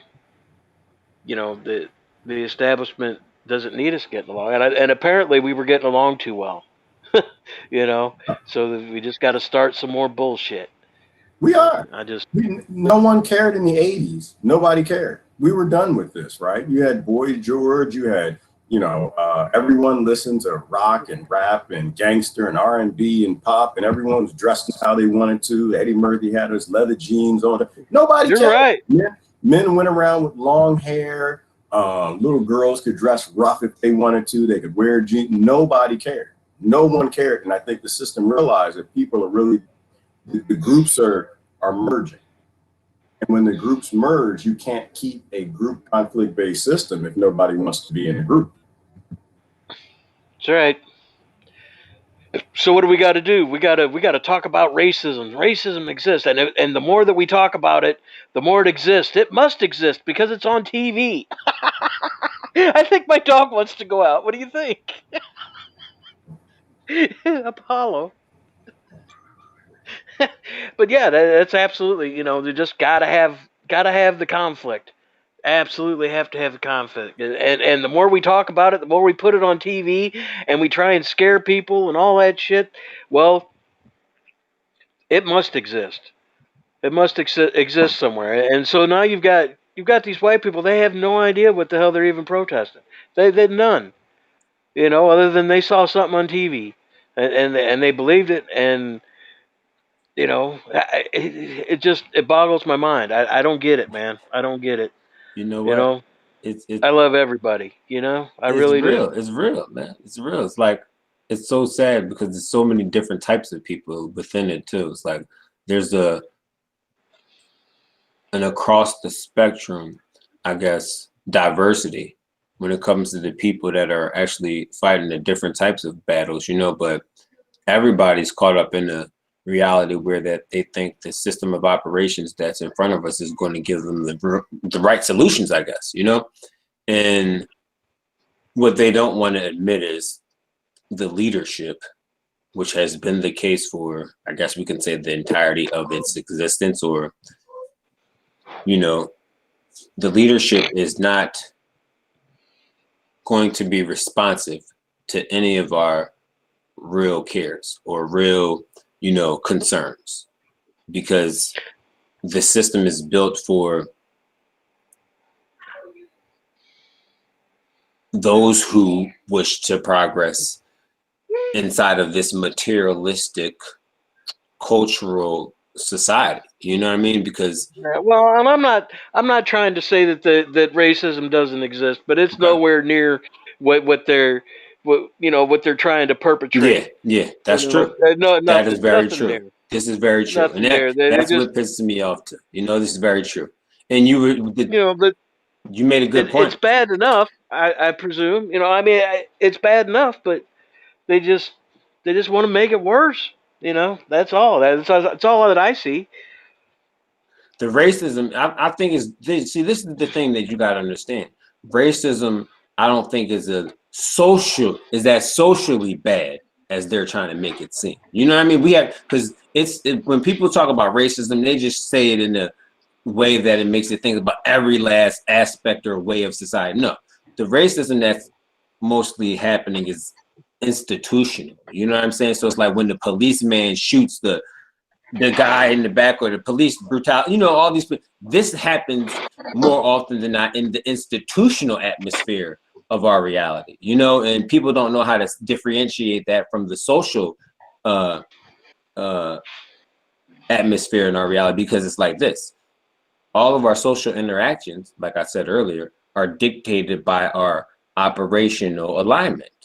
So the majority of our operational alignments are experienced in an institutional atmosphere that does have, I guess, the operations that can benefit a racial majority, if we must. You know what I'm saying? So for the realism of it, the racial majority of this country is, you know, Caucasians, or whatever the case you have, but not all Caucasians contribute to the dysfunctionality of, like, you know, disenfranchising certain groups of people. So it's like every Caucasian didn't write the policies and the groundwork of what America is today, but every Caucasian is bottled up into why America is what it is inside the minds of Black people, but also other different types of people. And this is wrong. But this is also done in the other end, where, you know, a Black on Black crime, and these Black people selling drugs and this and that. So all Black people are bad all of a sudden. And this is wrong too. So we have a dysfunctional social reality because of our operational alignment. And this is how we think, mostly, is operationally. So racism is non-existent, really, when it comes to our natural realm of existence, you know, because race isn't really a thing deep down inside, you know. And anthropology, or, you know, the anthropology, or whatever the case is, you have to dig a little bit deeper into understanding that that's something in and of itself, you know, but we don't have really a good grasp on what that means in today's modern society. So anytime something happens to a Black person or a person of color, you know, there's an uproar with the general populace of Black people, you know, because of the experiences operationally that they've had. You know, this is after slavery, the economical realities, you know, I don't know how you can explain it, but they're applied in the mind as if it's a racial thing, you know, but the economical realities are a specific group of people, you know, who are designing, you know, they design the operations based on the demographics of what America was at that time. You know, we don't apply the demographical makeup to how we think about today's realities, you know, because that has a major part about it. So of course the majority is going to seem as if they control everything, because that's the majority of the makeup of people. But in all reality, everybody, the people at the top that lead this whole system of operations, they don't give a damn about nobody, because you're a number. My Black ass is a number, just like your white ass. And any European motherfucker that want to come here, hey, guess what? Your ass gonna pay to be a number too. But you can live and strive for that American dream. You know what I mean? But you want to be American or not? You know what I'm saying? So that's what it really comes down to. Are you American? You love America? Well, guess what? Assume this number, whether your ass is Black, whether your ass is white, but also fight. You know, assume this number, because you're really operational. You're an entity. You're let me guess. What can I say? You're just you're another number in the grand scheme of it all. But hey, you're Black. You're white. You're African American. No, he's an Indian American. No, you're a Chinese American now. No, you got all these different Americans that are fighting over this labeling stuff. But hey, you're really a number. 50632819670-25, and you could be 81. That's all you are to them, and that's all you'll ever be. The mind of a slave. The mind of a slave. That's what it really comes down to. But it's scary because the experiences. This is all about experiences, really. So you can't really. We have a way of speaking on our individual experiences from a place of inferiority. Because when I assume the labels of someone else, because the labels that were created for me, I wasn't supposed to assume none of them. Do you understand what I'm saying? Like that's what the real truth of this existence is. I wasn't supposed to assume none of the labels that came before me, because I was supposed to come into my own divine self of who I am in an existence where other people come into their own divine self of who they are, but in the way that we come together and merge in this shared space, if you must, because that's what it really is. We're in a shared space throughout the world globally, but we don't think as such. We think as such as black and white in America, you know, but there's a world reality to that black and white as well that we can't really touch upon because we don't have the information. But we're only supposed to use our individual experience as information and wisdom. And the external, we're only supposed to take it really with a grain of salt outside of that natural realm of things. You know what I'm saying? Because like I said, the operational realm of things is decaying our minds. And we take that, we think that's all. If you don't want to progress operationally, whether you're black, whether you're white, whatever it is, I guess you're looked at as like you're a dysfunctional person. Like, you know, you're off the grid thinking, people think you're crazy. You know, they think, oh, you can't live a great life. Your life's going to suck. What are you going to do? What are you going to do without the system? You're not going to make money. How? What do you mean you don't love money? You need money. You want this big house. You want this nice car. You want to keep all this stuff. You know, we want to keep all this stuff. We want to maintain it. But there's a price, and we're sacrificing a lot for that. And what we're doing to the future generations is laying the foundation for them to have to pay for it. We don't really know that now, but guess what? They'll have to pay for everything that we're doing right now. And it's going to be scary because this is a time for transformation. So when it comes to race, we have to transform out of how we've been instructed to, you know, think and believe about that. And it's going to be hard because we don't have enough people that are in the authority of mind, in authority of position to where they can educate and instruct, you know, a massive people differently. You know, so we'll have divide and conquer. Like that's going to be a thing. You know, race is easy though. That's the easiest thing ever. Like, think about it. Black people suffered so much in America, but there's never been the education to really break down the specifics of it. But today, everybody has an ability to do what the fuck they want, damn near. You know, it's not like we're in any type of slave, but shit, the way that people have been programmed is destructively, you know, so it's a lot of hostility, a lot of chaos based on that artificial intelligence. Don't forget it, y'all. The artificial intelligence isn't just the computerized stuff that you see, that they're programming the robots in it. The artificial intelligence is the information that you've been given to operate how you're operating in the clone-like manner that you're operating right now. Because you're riding with the same artificial intelligence that millions and millions of other people are riding in. So the African Americans is riding with their own artificial intelligence. The Caucasian Americans is riding with their own artificial intelligence. Many other countries around the world are following after the same type of program, because basically it's all about information, you know. And right now the information that we're working with and that we've been processing is just going to lead us into the same dysfunction, you know. I don't know. It's I don't know what you call it. It's like magic. Animal farm. It's animal farm. That's the animal farm. Yeah, there you go. Animal farm. You know what I mean? It's like divide and conquer. You give people emotional groups and labels to be a part of, and you make them emotional. And so why do they use race? Because we respond to it. You know, they would use feet if we responded to that. They would use hair if we responded to that. Eye color. And just right now, because of the education system and a lot of other systems are in place, it's the most emotional thing going right now. But, you know, so it's like, how do you fight? How do you fight a system that oppresses you because you don't do what it wants you to do? Right? Your whole life, you're required to check a box in this country. Right? What are you? I'm black. I'm white. I'm this. I'm that. And so you're reinforcing in children this mind of the slave, this slave mind that their parents have, and it becomes a part of their identity. They attach their intellect to their identity. Now you have the great way to make emotional fighters out of people to make them useless.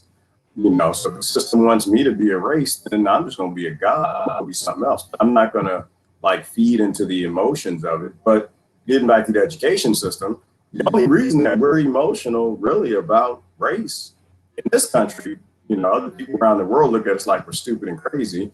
In this country, is because we teach selective history, right? We teach this history that, Black people are supposed to be victims, and Black people, oh, woe is you. It's so bad to be you. You were the only slave. And I can't buy into the victimism. I can't buy into the victimhood. I mean, to a degree, slavery is a choice. I agree with what Kanye West says. Everybody's got a right to be what they want to be. And damn it, my gig doesn't work out. Shoot, I'm slanging.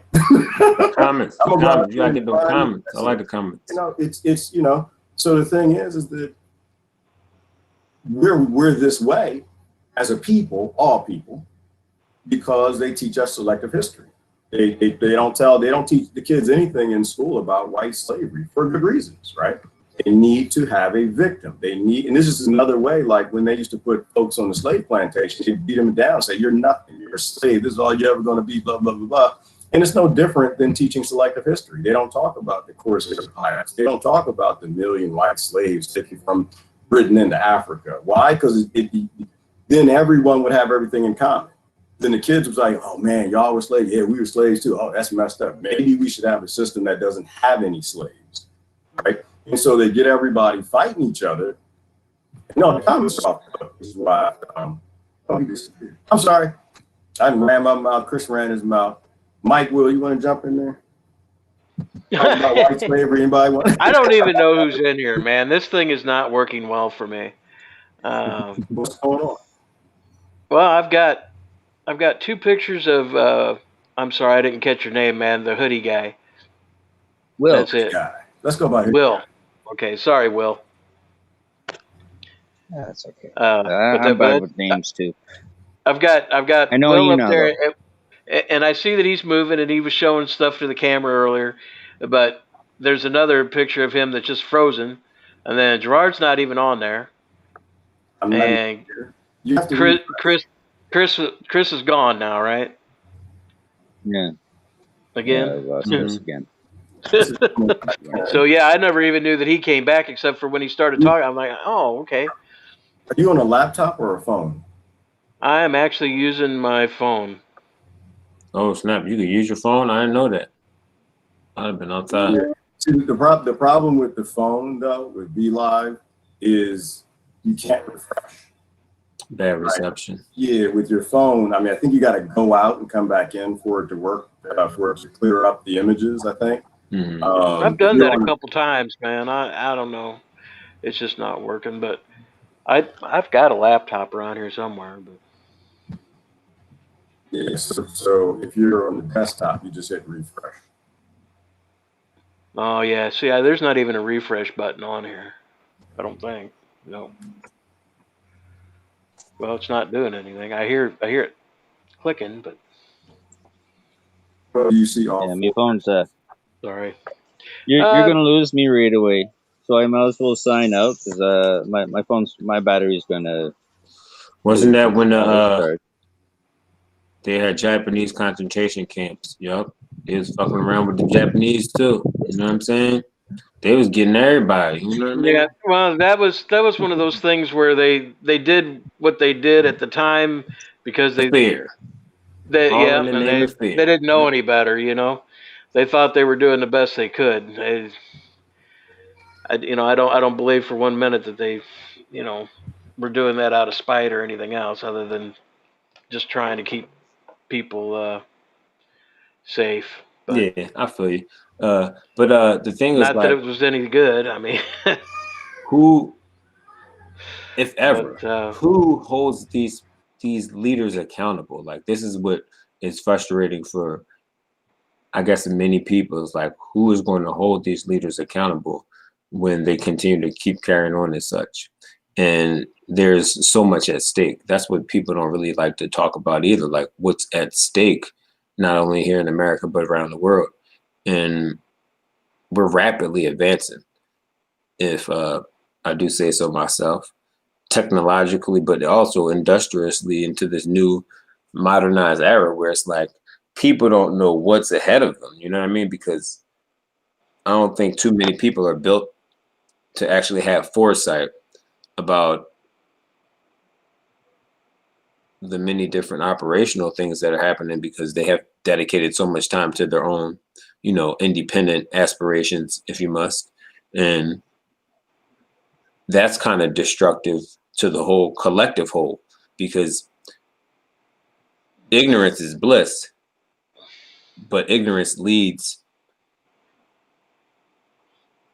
into a destructive state of society, I guess you could say. You know what I mean? It's like when a lot of people were ignorant about the things that happened after slavery, leading up to, the advancements into civil rights here and there. It led to a lot of things to transpire where, this country was built on a foundation that consistently will disenfranchise anybody and everybody, and that's been the design through and through. And that's not only been designed, but that's been how it's operated, since for my entirety of existence. And I can break it down to where it's like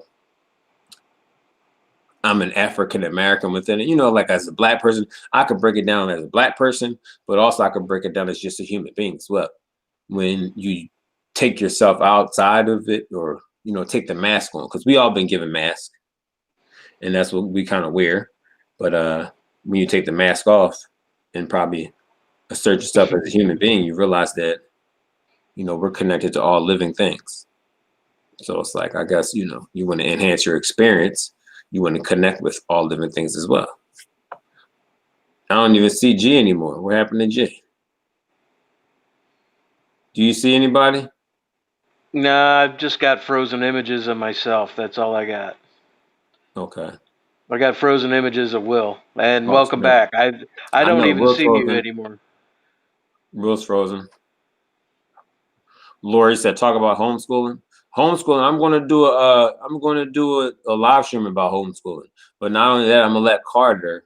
You know how it is. I homeschool Carter, my son, and I wanted to let Carter show his writing and reading skills or whatever the case is, because he's written a couple of stories. So I'm going to do a homeschooling cast, but also I just want to let people know, homeschooling is something that is very, very beneficial to the relationship between the parent and the child, because it's an intimacy with their learning. This is one of the things that I guess I care about and am passionate about, is the learning experiences of our young, but we need to have a more intimate connection with our children's learning experience.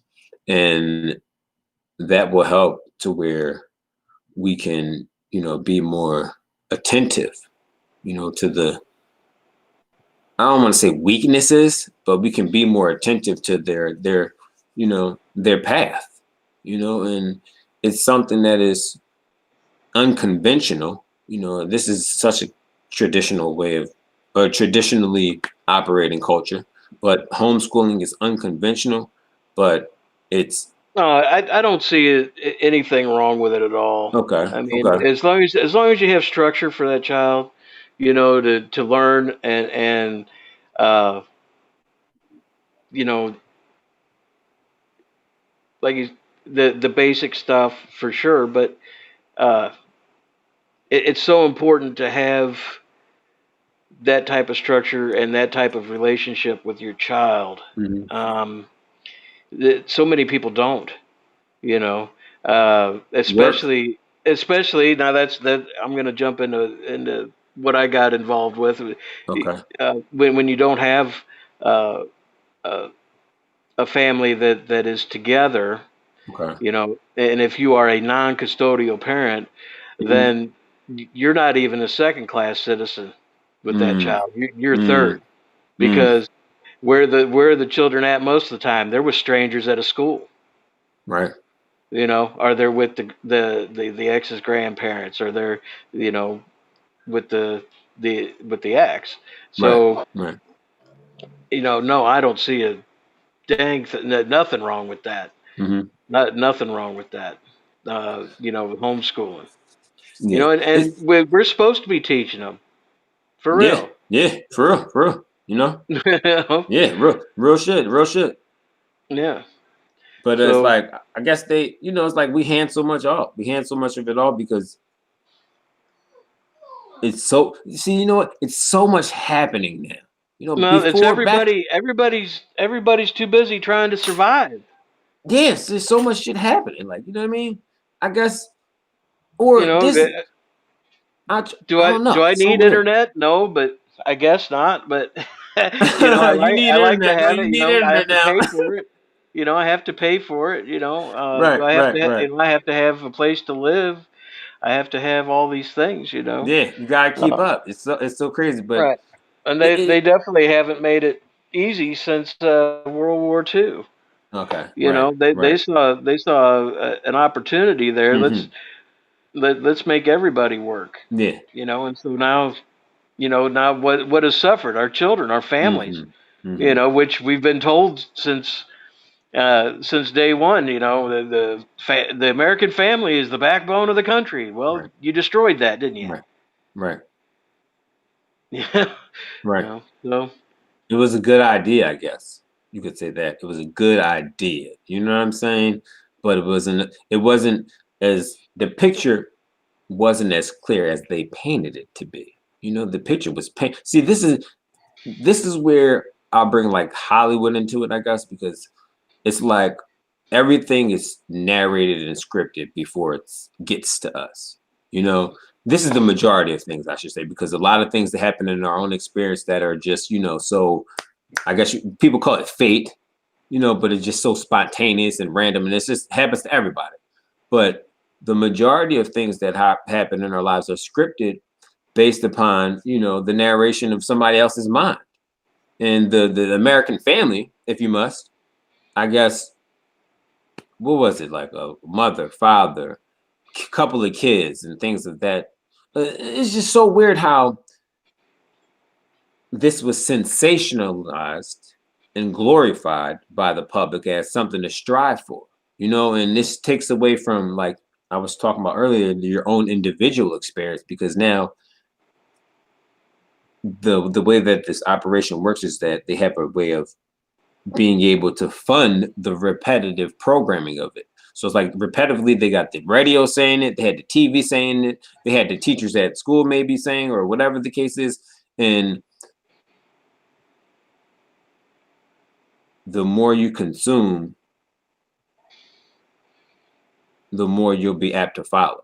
So it's like whatever environment we're in, like in America, the more they say American this and American that, the more that we're apt to follow after that, or the system, like voting. I don't know if you vote or not, but they tell people to vote in such a repetitive manner. But not only that, they have the TV telling you to vote. They have the radio telling you to vote. The people at school are signing you up to vote. The church is telling you to vote. And everybody's telling you to vote, but they're not telling you how to think when it comes to, what you're doing when it comes to voting and stuff like that. They're not telling you how to research in these things, but it conditions the mind to be numb, that voting thing. I try. It's hard to explain. I really don't follow any party lines. That's not my thing. I'm not a Republican or a Democrat. I don't call myself either of these things. But Okay. when I did vote, I tried to educate myself with the people that I was wanting to vote for, and it didn't matter to me if they were Democrat or Republican, as long as, or whatever, as long as I thought that it was the right person for the job. But I'm rather disenfranchised now. Okay, right. Yeah. That's how I feel too. I feel the same way though, but it's real, because it's like, it's gotten out of hand. It's gotten completely out of hand, and it's like, we personally, only thing we can do about it is organize together. That's the main thing that we can do, is organize together as a diverse body of people, because they have the money. I guess the system of operations, like the two parties right now, the Democratic and Republican Party, they have the money they need coming in to where they can dominate all the different industries in America. You know, whether it's the health industry, whether it's the military, whether it's the Wall Street, whatever you want to call it, education. They control all the different industries with the money, but we have to create a different way to think politically. You know what I mean? To where we're not divided, to where we're not saying, oh, we have to fight the blue and fight the red, and we have to be a part of this team or that team, and parties matter. Yeah. Parties matter. Parties. Yeah. Oh, Chris, you're not in this party? Well, what party are you a part of? You know, because everybody's always talking about parties. And then when you say, like you say you're an independent, when you say that, they're looking at you kind of funny. Like, independent, what? Well, who you support? What side you support? Trump. You might be a Trump supporter. Talk to the wrong person. You know what I'm saying? I get a kick out of Trump. I can't say I don't. I don't, you know, I mean, I get a kick out of him, but you know, I love it. You know he's why? definitely a Because shit disturber. it's the dysfunction. It's the dysfunctionality of the country. You know what I mean? Yeah, Trump is your guy. Trump is your guy. You know what I'm saying? And it's like people don't want to admit it. Trump is the perfect person for America as president. You know what I'm saying? It shows exactly what America's about. You know what I'm saying? But I get a kick out of him. He's also very easy to make fun of. yeah, definitely that too. You know, and it's like too easy with the That's Twitter too, feeds and all that stuff. Yeah, you know. but this is still unbelievable to me. This guy's communicating via Twitter. The president of the country is communicating via Twitter to millions and millions of followers. Yeah. He overstepping. He's like, I'm gonna overstep mainstream media because they always gonna make my words this. I'm gonna use Twitter. They can't do nothing about that. You know what I mean? They kicked him off or something. I don't know. I'm not sure, but I know he was going hard on Twitter. And this is crazy. This is a president of one of the big. Is what the hell? This is, and people are loving this shit. Oh, I love it. I love it. I mean, I love it too, but I mean, in a different way. In a different type of way. You know what I mean? Like, what the hell? I love it because America is being shown exactly who they are. They're being shown the type of president that they need unless they change. And I'm fine with that. Like, you know, people, they're like, oh, we got to get him out of office. We got to get him out. I'm just like, no, actually, we don't. You need to change your behavior. until you stop fussing with me on Twitter and YouTube and Facebook and all the other things that he's doing, saying the opposite of what he is, then, you know, he's perfect. He just personifies you so well. He just happens to be on a different side of who you are. And so, you know, I don't really care if he gets kicked out or he doesn't. Like, to me, it means absolutely nothing to the hill of beans. We got big problems, and Donald Trump is not even in the top 200 of those real problems on earth. Hey, Chris, I'm gonna kick you out. You want to come back in so I can see? I can't see your pretty face, man. Okay. Go out and come back in. I'll reverse. I've tried that a few times. It hasn't worked. What's that? I've tried that a few times myself, and it just. Well, I can't see him either. He's like the invisible Negro. I can't even see him. So I want him to go out and come back in. But no, he's telling the truth. It's like people want me to focus on Donald Trump, and it's just like, well, he's not. I don't think he's Satan. I don't think he's Jesus. He's just Donald Trump. And if you need help not knowing who Donald Trump is, then you haven't lived in America long enough. You know, he fits right in with what most people are. You know, so that's like the new world, Mike. When we first met, I was not that way. I just knew the politicians were here to help, the government's here to help. And like I said, my biggest problem is I actually just stopped trusting legislators and I started reading laws. And when you start reading the laws, like, you know, then you realize that these people don't give two damns about any of us. And there's a system in place that even if they wanted to care, even if Donald Trump wanted to make America great again, he's not allowed to do anything. Presidents don't have any powers. Big banks big corporations and big influences in Washington that we don't even know where it comes from.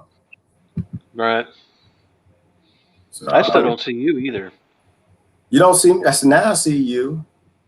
Do y'all see both of us, or we got invisible I got Caucasian two. or invisible Negro? I got Will frozen twice here. All right. So yeah, you would probably want to go out and come back. But I would say don't even worry about it. I'm gonna have to start to bring this to a close. It's already we're talking about Trump. We better get out of here. Well, yeah, you know, flying monkeys. It's just this time of year. Like my friends list now, Mike, is like this.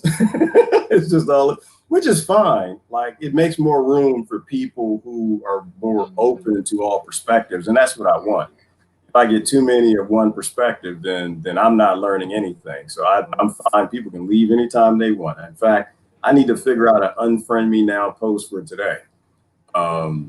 Because I'm more interested and I'm trying to surround myself as much as possible with people who want to make real change, not people who want to just take over, and, you know, instead of people who want to defang the beast. Right. I used to be surrounded by people who just wanted to ride the beast. They wanted to control the beast. They wanted the beast to eat up whoever they wanted to eat up. And yeah, so I'm fine for people to leave, but that's election season. Anytime you start getting into Trump and Obama, he's either got to be God or Jesus. And I just don't, or Biden. So, all right. I don't see Chris coming back in. You got any last words for us, brother Mike? So I'm going to get out of here. Yeah, as always, have your pet spayed or neutered. Good eye. Whoa, hang. Whoa. I don't know. I was getting ready to go with it. I was just like, this is Mike, man. He gonna say something, and I'm all in it. Mike, you know, one of my friends. Yeah, all right, yeah, what Mike said. Let's do that. And I'm like, wait a minute, what's wrong with cat dang dongs and dang langs and all that? Whoa, Mike. I don't know. Bob Barker used to say it all the time. Remember? Who did? Bob Barker. Yes, but that was back in the day. That was back when it was a good idea to cut things off and shut. Yeah, that's not natural. I don't think we should do that. I don't think we should do it to kids. I don't think we should do it to animals. I think, if anything, I'm not. I didn't say anything about kids. Holy crap. But we do. We literally do. And the guy that everybody thinks is going to save everybody, the guy that's making the cure to fix everybody, this man is wanted in multiple third world countries for sterilizing the population. And the scary thing is who? Mr. Fence. Mr. Fence, the guy, he now is the #1 contributor to the WHO. So the World Health Organization is now pretty much his organization. He has the most influence in that organization. And he was caught sterilizing 400,000 people in India, right? He maimed 400,000 children specifically. And now you can't find it anywhere online. Who's it? Ben Swan just did a video about that. I think there's one place you can still find it. And it was either on like PubMed or NIH research. There was some journal that mentioned it, but he's gone. Like they deleted all of that. So now, Bill, he might be the Antichrist. He might actually be the Antichrist. I'm not sure, but this whole idea. Well, yeah, that's horrible. And holy moly. Why would you trust a person that's sterilized? And if it's 400,000 and that was in one country, I mean, it's probably 1 million. Why? That's where he got caught. Africa, there's a lady has a channel on YouTube, Mike. She's just like telling everybody to run. If you see anybody show up that wants to help you in a white lab coat, run. These people are down here experimenting on us because the ignorant people in the West think that this megalomaniac is coming to cure them. And he's admitted in public, I don't know how many times, and his wife, that they want to reduce the population of the planet. It boggles my mind. We're in the worst produced episode of the Black Mirror that's just not funny at all. It's just ridiculous. You have to laugh at the idea of people trusting somebody who wants to reduce the population with anything. Nobody consented to it, Mike. Nobody. They were supposed to be getting a vaccine for who knows what. Without their consent, they sterilized all these people and they maimed them. And it's not one country, it's a dozen countries are calling for him to be brought to some sort of trial or whatever, or they accuse him of doing this. It's like, okay, Mike, if one country, well, that's it's sterilization, but wouldn't that fall under genocide? It does. So then the real question is, why is nobody arresting this guy? Why is the FBI, with the CIA, the UN, all the people supposed to be standing up for all the people? Nobody is going after the guy. You know, Donald Trump is not going after. Donald took us out of the UN and everybody's cheering down like, yeah, Donald's saving us. And so now Mr. Fence, Bill Gates, I'm going to try to get away with saying his name. He's the #1 funder of the World Health Organization. United States was #1. Now he pulled us out of it. So now Bill Gates is the #1 funder. But then Trump took us out of the #1 funded organization by Bill Gates and put us in the second funded organization that Bill Gates started called the Gavi Alliance. So boy. It's like I saved you from the tigers and here's a grizzly bear. Wow. There's just no way around it, I guess. Well, and this is the good thing, though. And this is, I think, the beautiful thing about today where, you know, people get all glooty gus and woe is me and this is all depressing, is that now it's obvious that we are in a reveal. And then I just saw a thing where Fauci and Bill Gates were roommates at Cornell University or wherever the hell they went. Yeah, I don't think that one was true. You don't think so? Yeah, I love a delicious conspiracy theory. I love it. I don't know. I haven't researched it yet or anything. I was just watching it and I was like, wow, well, that's something. Yeah, if you post that, you're gonna get in trouble with the Snopes people because you know. So I went out and I avoided Snopes, but I was looking, well, where did Gates go to school and where did Fauci go to school? And it's not even connected. And I think sometimes they do that as like controlled opposition stuff. Like they try to discredit you by creating something that's obviously not true, that's easily proven not true. And those who understand that they're connected and there are great other evidence and ways and smoking guns to prove that all of these corporations and megalomaniacs and billionaires and are all working together. But then they'll like slide in something to try to discredit it. And see, I told you you're wrong. Here's Snopes, Snopes.com/if Bill Gates and Fauci went to school, and then they'll post it. So I think more and more I'm trying to look for where that is, because you literally can get somebody hurt. Right? You can really get somebody in a bad spot by posting something that's not true, you know, and you're known for posting. I hear you, Marie. Huh? She just said it was debunked or whatever. Yeah, and we have to be honest about stuff like that. So, you know, I think that, you know, and there's nothing wrong with being wrong. You know, they get me, Mike. They get brother. I forgot the last thing they got me on.